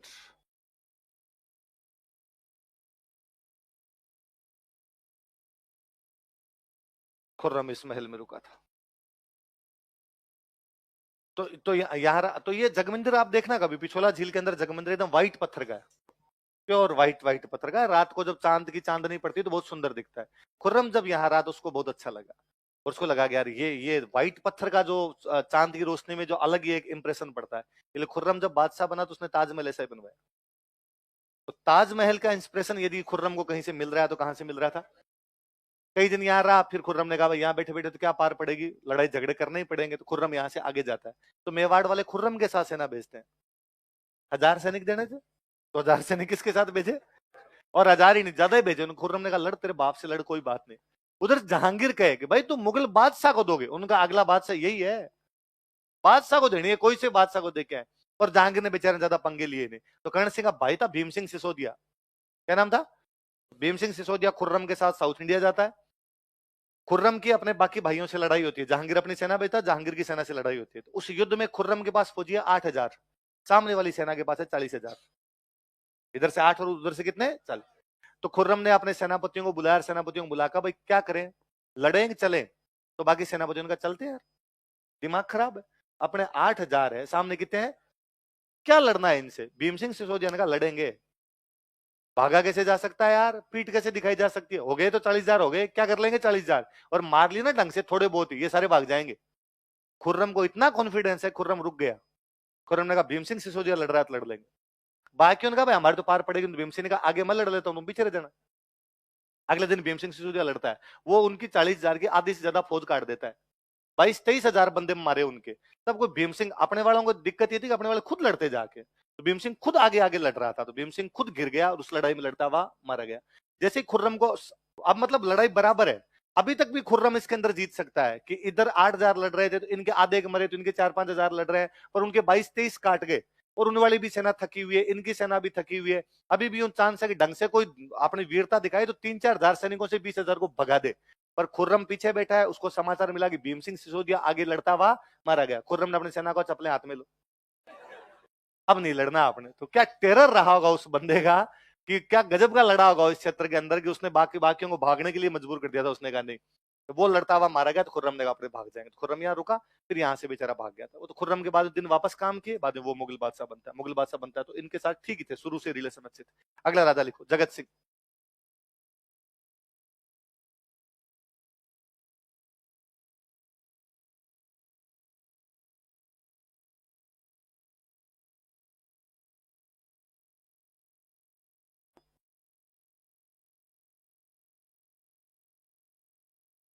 अच्छा, कर्ण सिंह कौन सा महल शुरू करवा के गया था? जगमंदिर। वो पूरा जगत सिंह ने करवाया, जगत सिंह ने पूरा करवाया, इसलिए उसका नाम जगमंदिर है। यदि कर्ण सिंह के टाइम पूरा होता, नाम कर्ण मंदिर ही होता। लिखो, जगमंदिर महल का निर्माण पूरा करवाया था। He completed construction of Jagmandir palace. Jagmandir का निर्माण पूरा करवाया था। He completed construction of Jagmandir palace.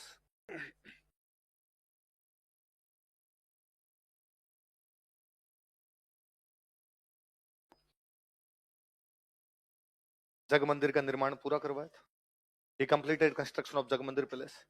राजा एक दिन सो के उठे, दरबारियों को बुलाया कर, रात एक सपना आया यार, और मुझे सपने में जगन्नाथ भगवान दिखाई दिए। कौन दिखाई दिए? क्या मतलब हुआ यार इस सपने का? दरबारियों ने कहा, साहब इसका मतलब भगवान चाहते हैं कि वो मेवाड़ आएंगे। भगवान कहाँ आना चाहते हैं? पूरी। पूरी पड़ता है उड़ीसा में, पूरी। तो राजा थोड़े दिन पहले पूरी की यात्रा करके आए थे, पूरी के जगन्नाथ मंदिर जाके आए थे। तो कहा वैसा के वैसे जगन्नाथ जी के देखे जैसे कहां पर है? पूरी के अंदर। तो कहा अपने मंदिर बनवाते हैं। फिर यहाँ पे उदयपुर के अंदर जगन्नाथ भगवान का मंदिर बनवाया गया, जिसको हम बोलते हैं जगदीश मंदिर। क्या बोलते हैं? राजा को सपना आया था, इसलिए बोलते हैं सपने में बना मंदिर। क्या बोलते हैं? कि सपने में कौन सा मंदिर, राजा ने सपना आया, राजा ने मंदिर बनाया, तो मंदिर कौन सा है? जगदीश। जगदीश मंदिर, या उसका नाम पड़ा जगन्नाथ राय मंदिर। जगन्नाथ भगवान है तो जगन्नाथ लिख लो। उदयपुर में जगदीश मंदिर का निर्माण करवाया था। He built Jagdish temple at Udaipur. Jagdish के कॉस्ट्यूम लिखे ना, जगन्नाथ राय।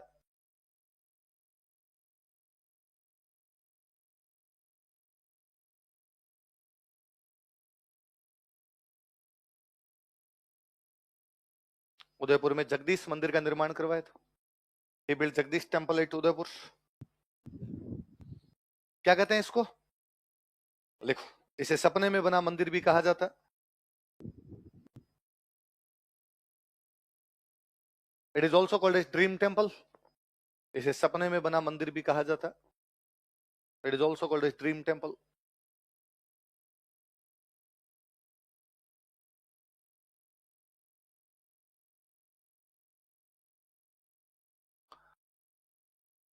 ये ना ऐसा है मंदिर, बीच में एक भगवान विष्णु का मंदिर बना हुआ है, उसके साइड में 4 छोटे छोटे मंदिर और है।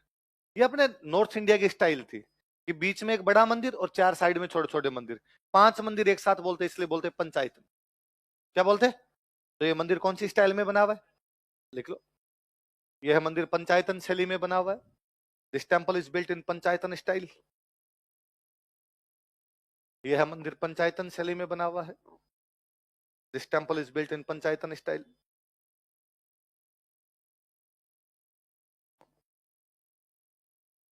कौन सी शैली में बना हुआ है?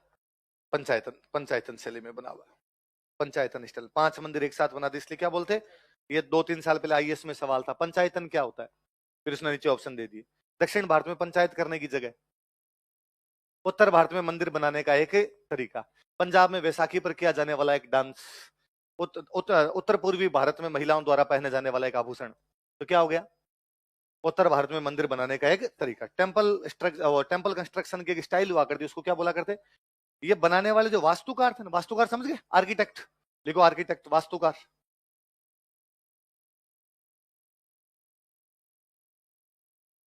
उनके नाम है अर्जुन, भाणा और मुकुंद।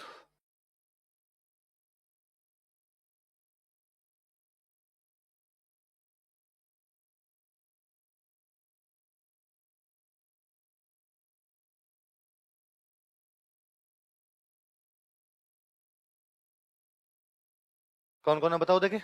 अर्जुन, भाणा और मुकुंद। अर्जुन, भाणा और मुकुंद किसके वास्तुकार थे? जगदीश मंदिर का दो या जगन्नाथ, जगन्नाथ राय मंदिर का दो।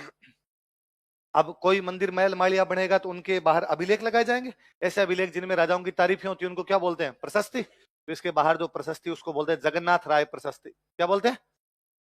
जगन्नाथ राय प्रशस्ति, जगन्नाथ राय यूलोजी। और ये जो प्रशस्ति लिखने वाले बंदे थे उनका नाम है कृष्ण भट्ट। क्या नाम था? अच्छा, भट्ट परिवार ही होते थे जो प्रशस्तियां लिखते। अत्रि भट्ट, महेश भट्ट, याद है? तो वैसे वैसे इस बार किसने लिख दी? कृष्ण भट्ट। लिख लो। जगन्नाथ राय प्रशस्ति के लेखक, writer of Jagannath Rai eulogy. Jagannath Rai प्रशस्ति के लेखक, writer of Jagannath Rai eulogy. Jagannath Rai प्रशस्ति के लेखक, writer of Jagannath Rai eulogy, बराबर लिख दो कृष्ण भट्ट। किसने लिखी जगन्नाथ राय प्रशस्ति? कृष्ण भट्ट। अब राजा महाराजाओं की प्रशंसा होगी, प्रशंसा होगी तो राजा अपनी प्रशंसा करवाएगा, अपने बाप दादाओं की प्रशंसा करवाएगा। तो इस प्रशस्ति में लिखा हुआ है कि हमने हल्दी घाटी के युद्ध में मुगलों को भगा भगा के मारा था। तो कोई पूछे हल्दी घाटी युद्ध की जानकारी बाद की कौन सी प्रशस्ति से मिलती है? किससे मिलती है? लिख लो। यह प्रशस्ति हल्दी घाटी युद्ध की जानकारी देती है। This यूलोजी provides information about battle of Haldi Ghati. यह प्रशस्ति हल्दी घाटी युद्ध की जानकारी देती है। This यूलोजी provides information about battle of Haldi Ghati.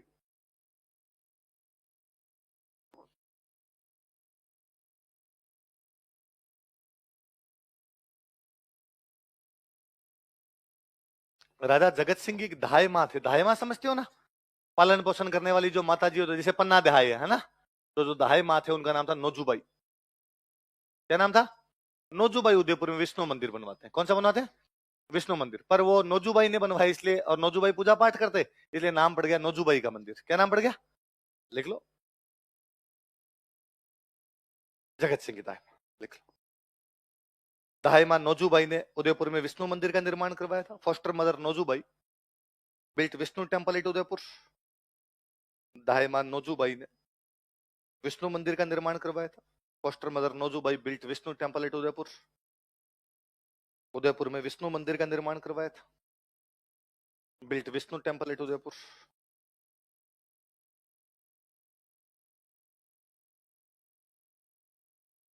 जिसे नोजूबाई का मंदिर भी कहा जाता है, which is also called as Nojubai temple.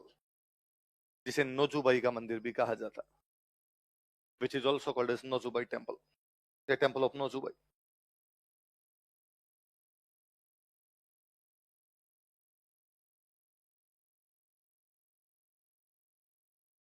जगत सिंह जिस चीज के लिए सबसे अधिक फेमस हुए वो ये थे कि मेवाड़ के राजाओं में सबसे अधिक दानवीर कोई बंदा हुआ था, तो वो कौन थे?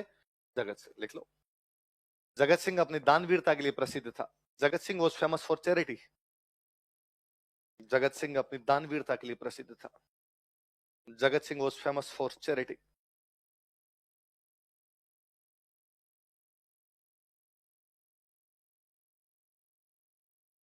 अपने झुंझुनू में एक जगह पड़ती है उदयपुर वाटी। नाम सुना है कभी? झुंझुनू में उदयपुर वाटी नाम की जगह। उदयपुर वाटी में उन्हीं दिनों जब उदयपुर, मेवाड़ वाला जो उदयपुर है वहां पर राजा कौन है? जगत सिंह। उन्हीं दिनों झुंझुनू वाली उदयपुर वाटी में एक राजा, उसका नाम है टोडरमल। क्या नाम है? अकबर वाला नहीं, यहाँ का टोडरमल कोई दूसरा है। टोडरमल भी बड़ा दानवीर आदमी था। तो एक कवि ने इन दोनों आदमी, दो दानवीर हो गए, उस उदयपुर में कौन है? जगत सिंह। इस उदयपुर में कौन है? टोडरमल। एक किसी कवि ने दोहा कहा कि दो उदयपुर उजड़ा। बोलो देख क्या है? उजड़ा मतलब साफ, अच्छे। दोनों उदयपुर अच्छे हैं। दो दातार अटल। बोलो। दातार मतलब दानवीर, अटल मतलब टलते नहीं। एक बार कह दिया वो दान उता देते हैं। दो उदयपुर उजड़ा, दो दातार अटल। एक तो राणो जगत सिंह, दूजो टोडरमल। एक तो राणो जगत सिंह, दूजो, या तो दान देता है तो कौन देता है? राणा जगत सिंह। या दूसरा कौन है? टोडरमल। और दोनों कहां के राजा है? उदयपुर। वो उस उदयपुर का। ये पहले बड़ी बात। तो कोई राजा दानवीरता के लिए फेमस था, वो कौन था? अब आगे लिखो। राज सिंह।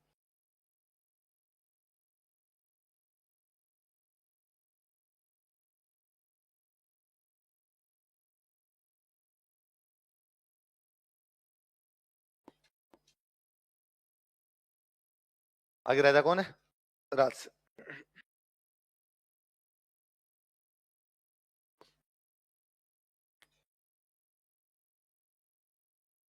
1652 में राज सिंह राजा बनते हैं। राजा बनते ही चित्तौड़ के किले की मरम्मत शुरू की जाए।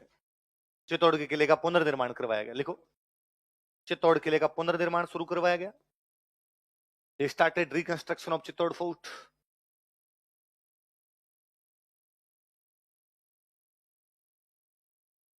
चित्तौड़ किले का पुनर्निर्माण शुरू करवाया।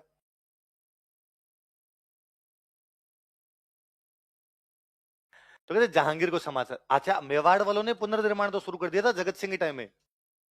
जगत सिंह लास्ट टाइम के अंदर ये कर गए थे। मुगलों को समाचार मिलते हैं राज सिंह के टाइम तक आते आते, तो तब लास्ट में थोड़ा सा कोई हुआ होगा। इधर राज सिंह के टाइम में ढंग से उसका पुनर्निर्माण राज सिंह ने शुरू करवाया। मुगलों को समाचार मिला, शाहजहां मुगल बादशाह, किसी ने शाहजहां का कि यार वो उधर सुना है कि मेवाड़ वाले किले का पुनर्निर्माण करवा रहे, तो शाहजहां ने पहले लोड नहीं ले। शाहजहां मेवाड़ वालों के साथ अच्छे रिलेशन थे, तो उसने कहा नहीं यार, अपना भतीजा राजा बना हुआ उधर, कोई दिक्कत नहीं। राज सिंह यार अच्छा आदमी, अपने साथ ठीक बनती है राज सिंह की। तो किसी ने कहा था वो लड़ाई की तैयारी कर रहा है। क्या बात करते हो, कैसे? इधर मेवाड़ वालों को लड़ाई किए हुए साल हो गए 35, उनके हाथ में आ रही है खुजली। उन लग रहा है इतने दिन तो कभी नहीं बैठे थे यार, अब लड़ाई करेंगे अपने।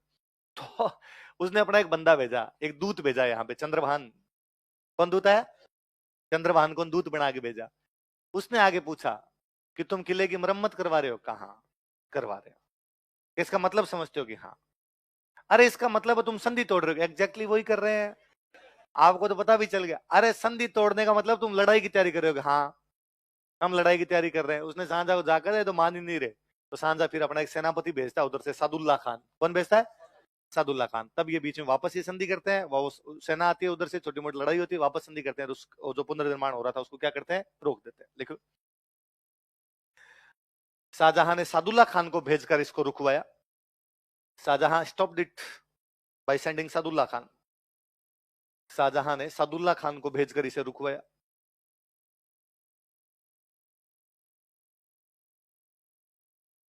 Shahjahan stopped it by sending Sadullah Khan. Shahjahan ने सादुल्ला खान को भेजकर इसे रुकवाया। किसको भेजकर? सादुल्ला। पर यहां से फिर शाहजहां के मेवाड़ वालों के बीच में बननी क्या हो गई? बंद। ये 1652 में राज सिंह राजा बना, तब ये समाचार चल रहे हैं इधर। शाहजहां के 4 बेटे हैं। एक बेटे का नाम है दारा, एक बेटे का नाम है औरंगजेब। दो अपने इनकी बात करते हैं एक बार। दारा की पोस्टिंग नॉर्थ इंडिया, औरंगजेब की पोस्टिंग 1656 के आसपास में। शाहजहां बीमार हुआ। बीमार हुआ तो मंत्रियों ने पूछा, भाई बादशाह खुदा ना खास्ता तुम मर जाओ, बीमार हो गए, कल को मर जाओ, तो तुम्हारे मरते बादशाह किसको बनाना है? उसने कहा दारा को। किसको बनाना है? मुगलों की व्यवस्था थी नहीं। मुगलों के सीधा था कि बाप के मरने के बाद में सारे भाई भाई आपस में लड़ेंगे, सारे भाई एक दूसरे को मारेंगे, जो जिंदा बचेगा वो राजा बनेगा। Survival of the fittest. Shahjahan खुद अपने भाइयों को, भतीजों को मार के बनाता। तो एक दुआ भी मैं भूल गया अब तो, के सबलां को रूसण और के सबलां को सीर, खुर्रम 28 मार यार कुण कुण काको कुण वीर, ऐसा सा कुछ दुआ है कि भाई जो सबल आदमी होता ना, शक्तिशाली, उसकी नाराजगी भी बुरी और उसका साथ भी बुरा। खुर्रम था शक्तिशाली, 28 मार गया, उनमें कौन काके तेरे कौन भाई था ये भी उसने पता, सारे के सारे मार लिए थे उसने। तो मार मार के राजा बनते। तो जैसे ही शाहजहां ने कहा भाई मेरे मरने के बाद किसको बना देना? दारा। ये समाचार किसको मिला? औरंगजेब को ये समाचार मिला। तो औरंगजेब बड़ा नाराज हुआ। औरंगजेब ने कहा ये कौन है? शाहजहां कौन है कहने वाला कि दारा राजा बनेगा? बाप मरेगा तब भाई भाई लड़ेंगे, जो जिंदा बचेगा वो राजा बन जाएगा। इसलिए औरंगजेब ने दारा के खिलाफ कर दी लड़ाई। अच्छा दारा का साथ शाहजहां किसका साथ देगा? दारा को वही बना रहा है, दारा का साथ देगा। मेवाड़ वालों की मुगलों के साथ संधि है, तो मेवाड़ वालों की अपनी सेना भेजनी चाहिए, किसकी तरफ से भेजनी चाहिए? दारा के पक्ष में। इन्होंने भेजी औरंगजेब के। किधर से भेजी? कि ये तो पंगा तो लेना है अपने। राज सिंह की शाहजहां से वैसे नहीं बन रही, पुनर्निर्माण रुकवा दिया था। तो उत्तराधिकार संघर्ष में राज सिंह ने किसका साथ दिया? अपने राजस्थान के सारे राजा तो है दारा की तरफ, राज सिंह किसकी तरफ है? देखो, मुगल उत्तराधिकार संघर्ष में, इन मुगल सक्सेशन स्ट्रगल, मुगल उत्तराधिकार संघर्ष में, इन मुगल सक्सेशन स्ट्रगल,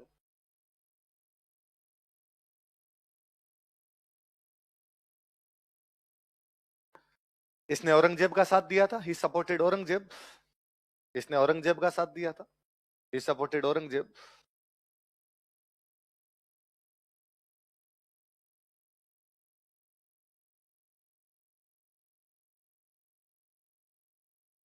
किसका साथ दिया था? और बड़ी जोरदार। औरंगजेब ने इनका सेना वेना मत भेजो, तुम तो मेरे सपोर्ट में खड़े हो, यही बहुत बड़ी बात है। तुम तो ये कह दो कि हम औरंगजेब की तरफ, दारा की तरफ। तुम न दारा को सेना भेजो ना मुझे सेना भेजो, मेरे लिए यही खूब है कि मेवाड़ का राणा जिधर जाएगा उधर पलड़ा भारी होगा। अरे यदि मेवाड़ का राणा औरंगजेब के पक्ष में न्यूट्रल भी रह गया तो पलड़ा किसका भारी है? औरंगजेब। अच्छा, राज सिंह ने दूसरा दिमाग लगाया। अब भाई भाई आपस में लड़ रहे हैं दारा और औरंगजेब, तो मुगलों का पूरा ध्यान तो खुद की लड़ाई पर है। इस टाइम राज सिंह ने अपने आसपास में सेना भेजी और कहा मुगलों के इलाकों पे कब्जे कर लो। तो आसपास के जो भी मुगलों के इलाके थे उन पे क्या कर लिए? कब्जे। दशहरे का दिन था, दशहरे पे लड़ाइयां करने जाते, तो कहां लड़ाई करेंगे? मुगलों के इलाकों पे कब्जा करो। दशहरा वाली लड़ाइयों को बोलते टीका दौड़। क्या बोलते? टीके लगा लगा के जाते। देखो, राज सिंह ने टीका दौड़ का आयोजन करवाया। राज सिंह कंडक्टेड टीका दौड़। राज सिंह ने टीका दौड़ का आयोजन करवाया। राज सिंह कंडक्टेड टीका दौड़। टीका दौड़ का आयोजन करवाया। राज सिंह कंडक्टेड टीका दौड़ तथा मुगल क्षेत्रों पर अधिकार कर लिया एंड कैप्चर्ड मुगल एरियाज। तथा मुगल क्षेत्रों पर अधिकार कर लिया and captured Mughal areas. Mughal क्षेत्रों पर अधिकार कर लिया।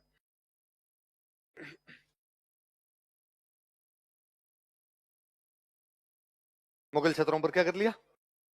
अधिकार कर लिया। अब जब मान लो मुगलों के इलाके में राज सिंह की सेना जाएगी तो मुगल बादशाह उसको बचाने के लिए आएगा। मुगल बादशाह कौन है? शाहजहां। शाहजहां किसको राजा बनाना चाहता? दारा। तो शाहजहां की पूरी सेना किसकी तरफ से लड़ रही है? दारा। किसके खिलाफ? औरंगजेब। अब पर बेचारे औरंगजेब से लड़े, राज सिंह से लड़े। अब आधी सेना तो दारा की आ रही है राज सिंह की तरफ लड़ने के लिए, बचाने के लिए। आधी सेना किधर जा रही है? औरंगजेब। तो फायदा किसको हो रहा है? औरंगजेब उधर से लेटर लिख रहा है, well done bro, well done, तू लगा रहा है, इधर लगा रहा है। तो इसने आसपास के इलाकों पे, और औरंगजेब ने कहा शाबाश तू लगा रहा है, चिंता ही मत कर अपने। अब फाइनली कौन जीत गया? औरंगजेब। औरंगजेब बन गया मुगल बादशाह। औरंगजेब के मुगल बादशाह बनने के बाद राज सिंह की और औरंगजेब की एक दिन ही नहीं बनी। राज सिंह जब तक वो नहीं बना था तब तक किसके सपोर्ट में था? औरंगजेब। बनने के बाद में हर चीज का विरोध कर गया। औरंगजेब ने मूर्तियां तोड़वानी शुरू कर दी थी, मंदिर तोड़वाने शुरू कर दी थी। राज सिंह ऐलान करवाता है कि हिंदुस्तान में कहीं भी कोई मूर्ति टूटे मेरे पास ले आना, मैं बचाऊंगा। और पता नहीं कितने मंदिरों की मूर्तियां मेवाड़ लेके आए थे, मेवाड़ के अंदर बचा ली गई थी। लोगों ने कहा कि साहब मेवाड़ के अंदर आगे तोड़ देगा। उसने कहा पैर में जूता नंबर 10 का आता है, मेवाड़ में तोड़ देगा, जाने नहीं मुझे। लिखो,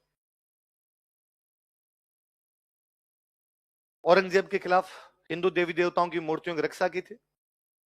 He protected idols of Hindu god and goddess against Aurangzeb. Aurangzeb के खिलाफ हिंदू देवी देवताओं की मूर्तियों की रक्षा की थी। He protected idols of Hindu god and goddess against Aurangzeb. अभी हम पढ़ेंगे कौन कौन से मंदिर बनाए थे। एक बार सिंपल लाइन लिख लो। हिंदू देवी देवताओं की मूर्तियों की रक्षा की थी। He protected idols of Hindu god and goddess against Aurangzeb.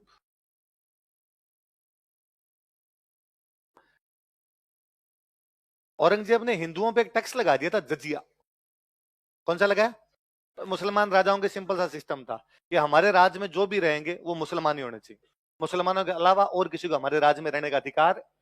यदि कोई हमारे राज्य में दूसरा रहना चाहता है तो दो ऑप्शन है उसके पास, या तो मुसलमान बन जा या जजिया दे। या तो मुसलमान बन जाओ या क्या दे दो। पर अकबर ने जजिया बंद कर दिया था। अकबर के लिए समझ में आया कि भाई यहाँ की पब्लिक मुसलमान कम है, हिंदू ज्यादा है, और जब तक इस पब्लिक का समर्थन नहीं मिलेगा तब तक अपने राज कर नहीं पाएंगे। तो पब्लिक को राजी करने के लिए उसने कहा कि भाई तुम रहो और तुम्हारे से जजिया नहीं लिया जाए। औरंगजेब बना दो, उसने कहा जजिया दो। तो इस जजिया का विरोध यदि कोई राजस्थान का राजा कर रहा है तो वो कौन है? बस देख लो, औरंगजेब के जजिया कर का विरोध किया था। He opposed jizya tax of Aurangzeb.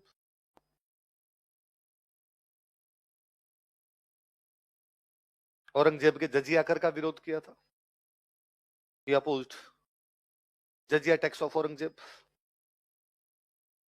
Aurangzeb के जजिया कर का विरोध किया था। तो औरंगजेब जब यहाँ ये जजियान लगा रहा था, तब साउथ इंडिया में राजा शिवाजी। साउथ इंडिया में कौन है? तो औरंगजेब ने साउथ इंडिया को भी कहा जजिया दो।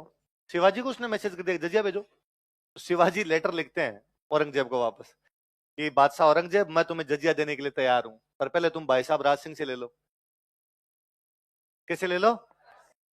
भाई साहब राज सिंह से ले लो। इसका मतलब शिवाजी जानते हैं कि मैं मेवाड़ का सिसोदिया हूं और मेवाड़ वाले मेरे बड़े भाई है, तो मैं तब जजिया दूंगा जब पहले कौन दे देंगे? एक तो वो अपना वो बता रहा है कि साहब तू हल्के में मत लेना, मैं वहीं से आया हुआ हूं, मैं सिसोदिया हूं, वो नहीं दे रहे तो मैं भी। एक वो लेटर बता रहा है कि राज सिंह अभी तक नहीं दे रहा है। तीसरा वो ये कह रहा है कि वो कटाक्ष सटायर है, कि तेरी औकात राज सिंह से लेने की तो है नहीं, हमारे पे ले रहा है। मुझे लगता है उस टाइम व्हाट्सअप होता तो शिवाजी इमोजी बना के और भेजते, और सेड वाली सी और बनाते उस पे, अगला लिखो। जोधपुर में एक राजा थे जसवंत सिंह। कौन राजा थे? अच्छा, जसवंत सिंह जब तक जिंदा रहे औरंगजेब के साथ छोटी मोटी उनका कुछ ना कुछ चलता रहा। जसवंत सिंह जब मरे तो यहाँ पे राजा बनाना अजीत सिंह को। किसको राजा बनाना? औरंगजेब ने जोधपुर पे कब्जा कर लिया। औरंगजेब ने कहा कि मैं अजीत सिंह को राजा बनने नहीं दूं। अब उस अजीत सिंह को लेके कहां जाए? राज सिंह ने कहा मेरे पास लियो। कहता आप लड़ाई करनी है? हाँ लड़ाई करेंगे। तो अजीत सिंह की सहायता भी औरंगजेब के खिलाफ कोई करता है तो कौन करता है? देख लो। औरंगजेब के खिलाफ मारवाड़ के अजीत सिंह की सहायता की। He supported Ajit Singh of Marwar against Aurangzeb. Aurangzeb के खिलाफ मारवाड़ के अजीत सिंह की सहायता की। He supported Ajit Singh of Marwar against Aurangzeb.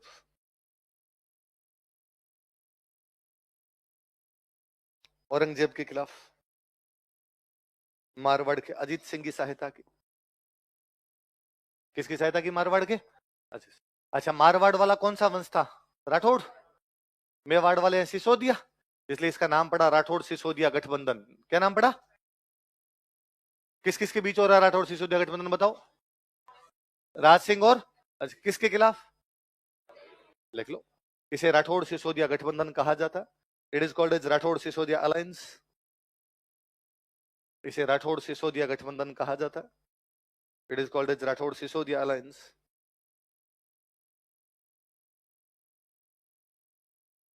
इसे राठौड़ सिसोदिया गठबंधन कहा जाता। It is called as Rathore Sisodia alliance. अच्छा, औरंगजेब ने जबरदस्ती हिंदू राजकुमारियों से ब्याह करने शुरू कर दिए। राज सिंह वापस ऐलान करवाते हैं, यदि किसी हिंदू राजकुमारी से जबरदस्ती ब्याह किया जा रहा है, राजी मत हो तो वो जाने, उनका काम जाने, मैं क्या कर सकता हूँ। जबरदस्ती कहीं हो रही हो मुझे बता देना, मैं कर लूंगा आके, मतलब मैं बचा दूंगा।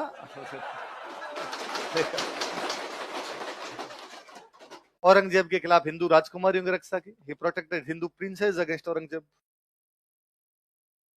औरंगजेब के खिलाफ हिंदू राजकुमारियों की रक्षा की। He protected Hindu princesses against Aurangzeb.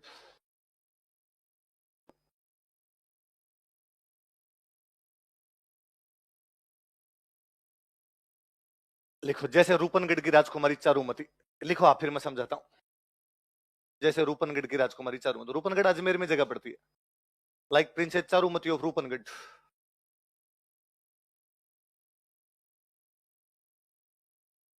Kishangarh है ना अपने, किशनगढ़ का ही पार्ट हुआ करता, किशनगढ़ की राजधानी हुआ करती रूपनगढ़। जैसे रूपनगढ़ की राजकुमारी Charumati, like princess Charumati of Rupnagarh. Rupnagarh की राजकुमारी कौन है? दिवाली के आसपास का टाइम, राजकुमारी चारुमती रूपनगढ़ के अपने महल के अंदर बैठी हुई है। बाहर एक महिला कोई जोर जोर से बोल रही है कि पोस्टर ले लो, चित्र ले लो, चित्र ले लो। राजकुमारी चारुमती ने अंदर बुलाया। उसके पास में कई अच्छे अच्छे पोस्टर बने हुए थे, भगवान शिव, भगवान विष्णु, हनुमान जी, राम जी, लक्ष्मण जी, भगवान कृष्ण।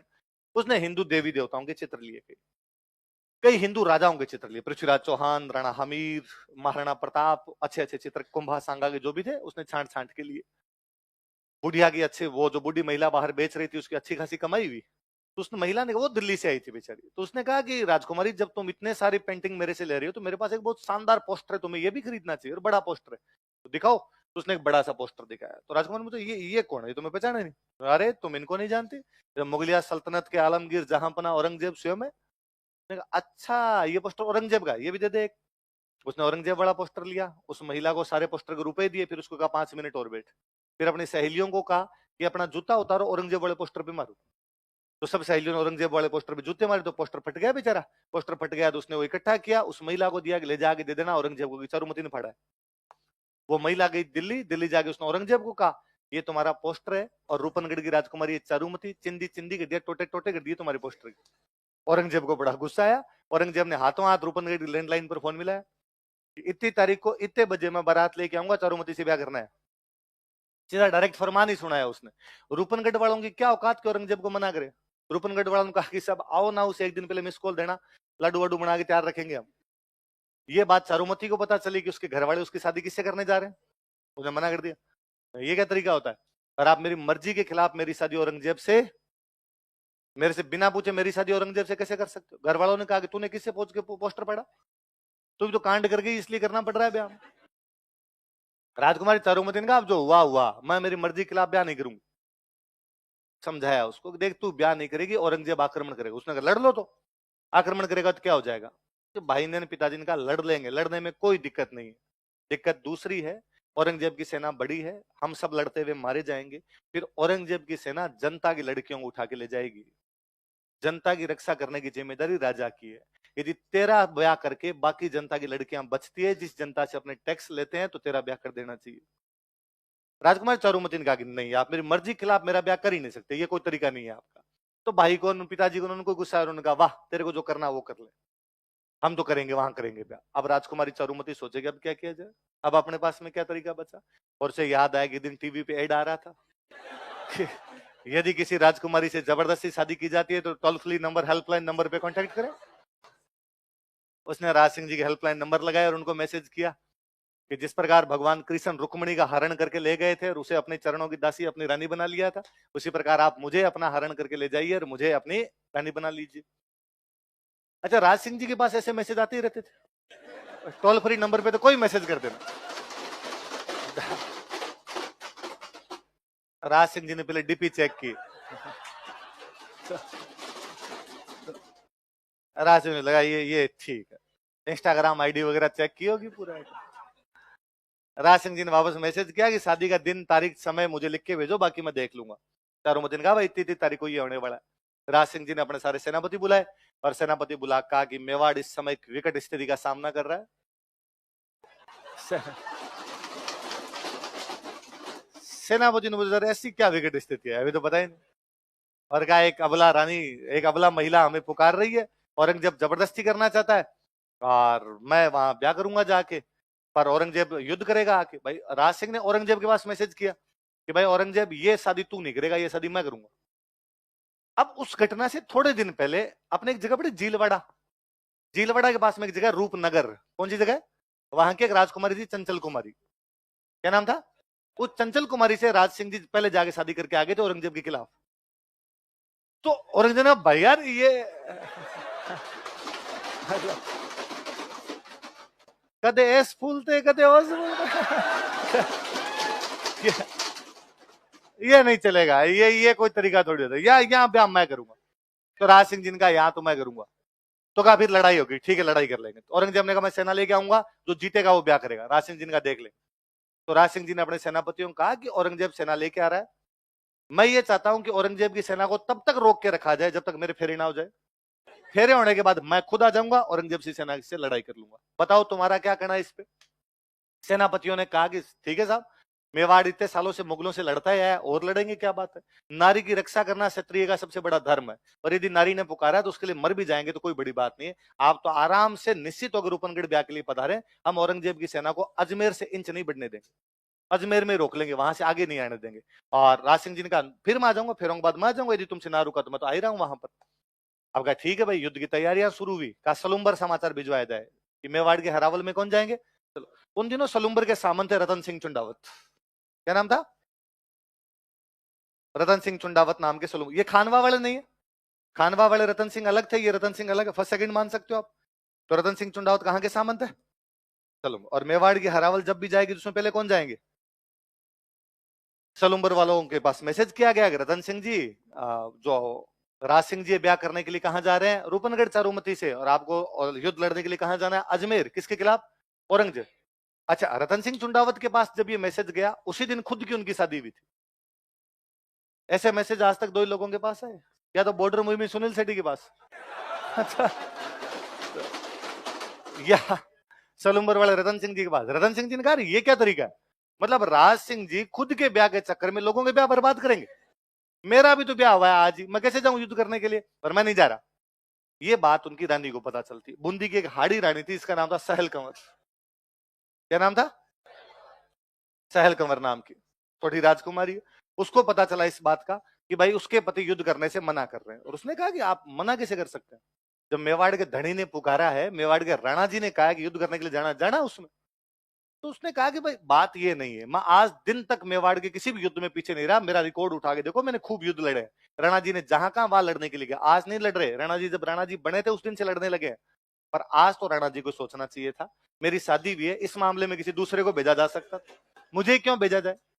उस रानी ने पुनः समझाया कि कर्तव्य प्रेम से बढ़ के होते हैं, कर्तव्य पालन के लिए इन सब के त्याग किए जाते हैं। कभी तुम्हारे पूर्वज थे चुंडा, उन्होंने अपनी बात के लिए राज छोड़ दिया था और अपने सौतेले भाई मोकल को राजा बना दिया था। यहाँ तो युद्ध करने की बात है, और चुंडा जी ने राज स्वीकार नहीं किया, इसलिए कहा गया कि चुंडा जी के जो वंशज होंगे वो हमेशा मेवाड़ की सेना क्या होंगे, और यदि आप युद्ध करने के लिए नहीं जाएंगे आपसे हरावल छीन ली जाएगी। आने वाली पीढ़ियां इस बात पर थू थू करेगी कि हमारा एक बडका था जो युद्ध करने से डर गया था, इसलिए हमसे हरावल का अधिकार छीन लिया गया। आप चुंडा के वंशज हो, ऐसे मना कैसे कर सकते हो, आपको लड़ने के लिए जाना चाहिए। उन जब ज्यादा समझाया तो रतन सिंह जी ने कहा ठीक है युद्ध करेंगे। अगले दिन रतन सिंह जी सेना लेके रवाना होते हैं। अब यंग लड़का एकदम सेना लेके रवाना हुआ, जैसे ही उस महल के पास आए वापस उसके दिमाग में रानी आई। उसने ऊपर देखा तो रानी भी झरोकों में से खड़ी होकर नीचे देख रही थी। पास के किसी एक सैनिक को उसने कहा कि जाओ और जाके रानी को कहो कि मेरे लिए कोई निशानी भेज दे, तो अंगूठी वंगूठी कुछ भेज दे, ताकि उसको देख के टाइम पास करेंगे युद्ध के मैदान।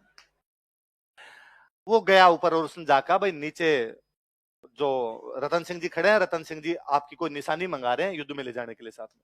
वो लड़की पुनः सोचती है कि मेरा पति युद्ध में जाने से इसलिए मना कर रहा है कि मैं सुंदर हूं, मेरी ये देह, मेरा ये शरीर, मेरा ये रूप, इसकी वजह से एक योद्धा युद्ध में जाने से मना करता है।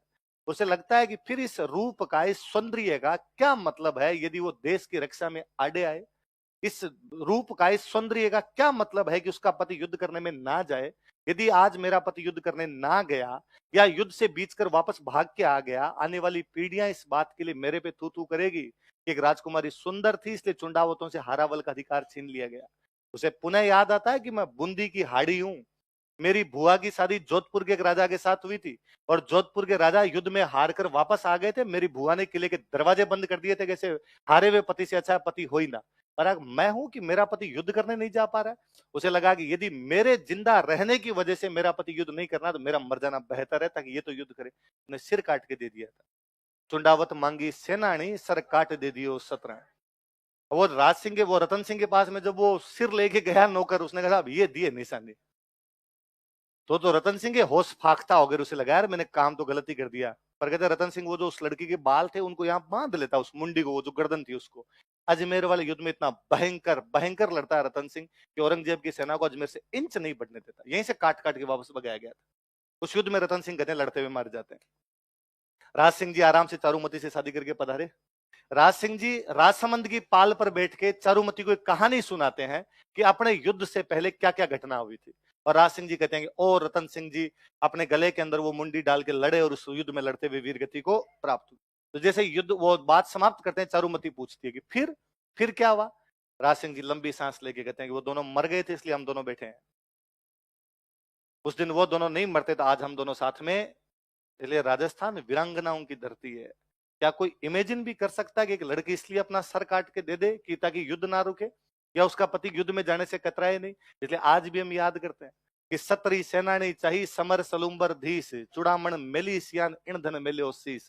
भगवान राम ने जब सीता जी से निशानी मंगवाई थी, उन्होंने बालों की चूड़ामणि निकाल के दी थी, मतलब सीता जी भी चूड़ामणि दे के गई, इस रानी ने तो सिर काट के दे दिया था। इसलिए अपने राजस्थान में जब महिला पुलिस की बटालियन बनाएगी उसका नाम रखा गया हाड़ी रानी बटालियन। क्या नाम रखा गया यार, उस राजकुमारी को तो याद किया जाना चाहिए। हेडिंग डालो आप इसमें, एक सहल कंवर।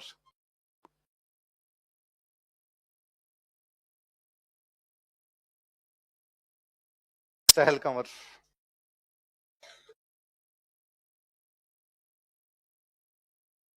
लिखो। यह सलुम्बर के सामंत रतन सिंह चुंडावत की हाड़ी रानी थी। She was Hadi queen of Salumbar's federal lord Ratan Singh Chundawat.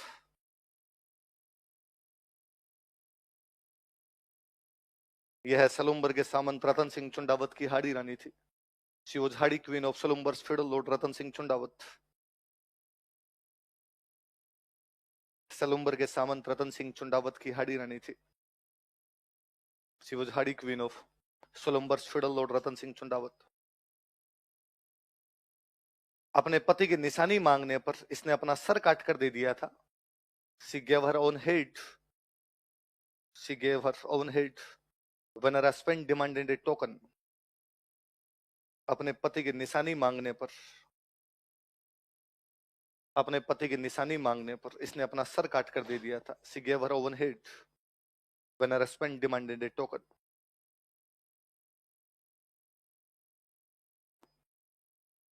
अपने राजस्थानी भाषा के एक राइटर वे जिनका नाम है मेघराज मुकुल. क्या नाम है?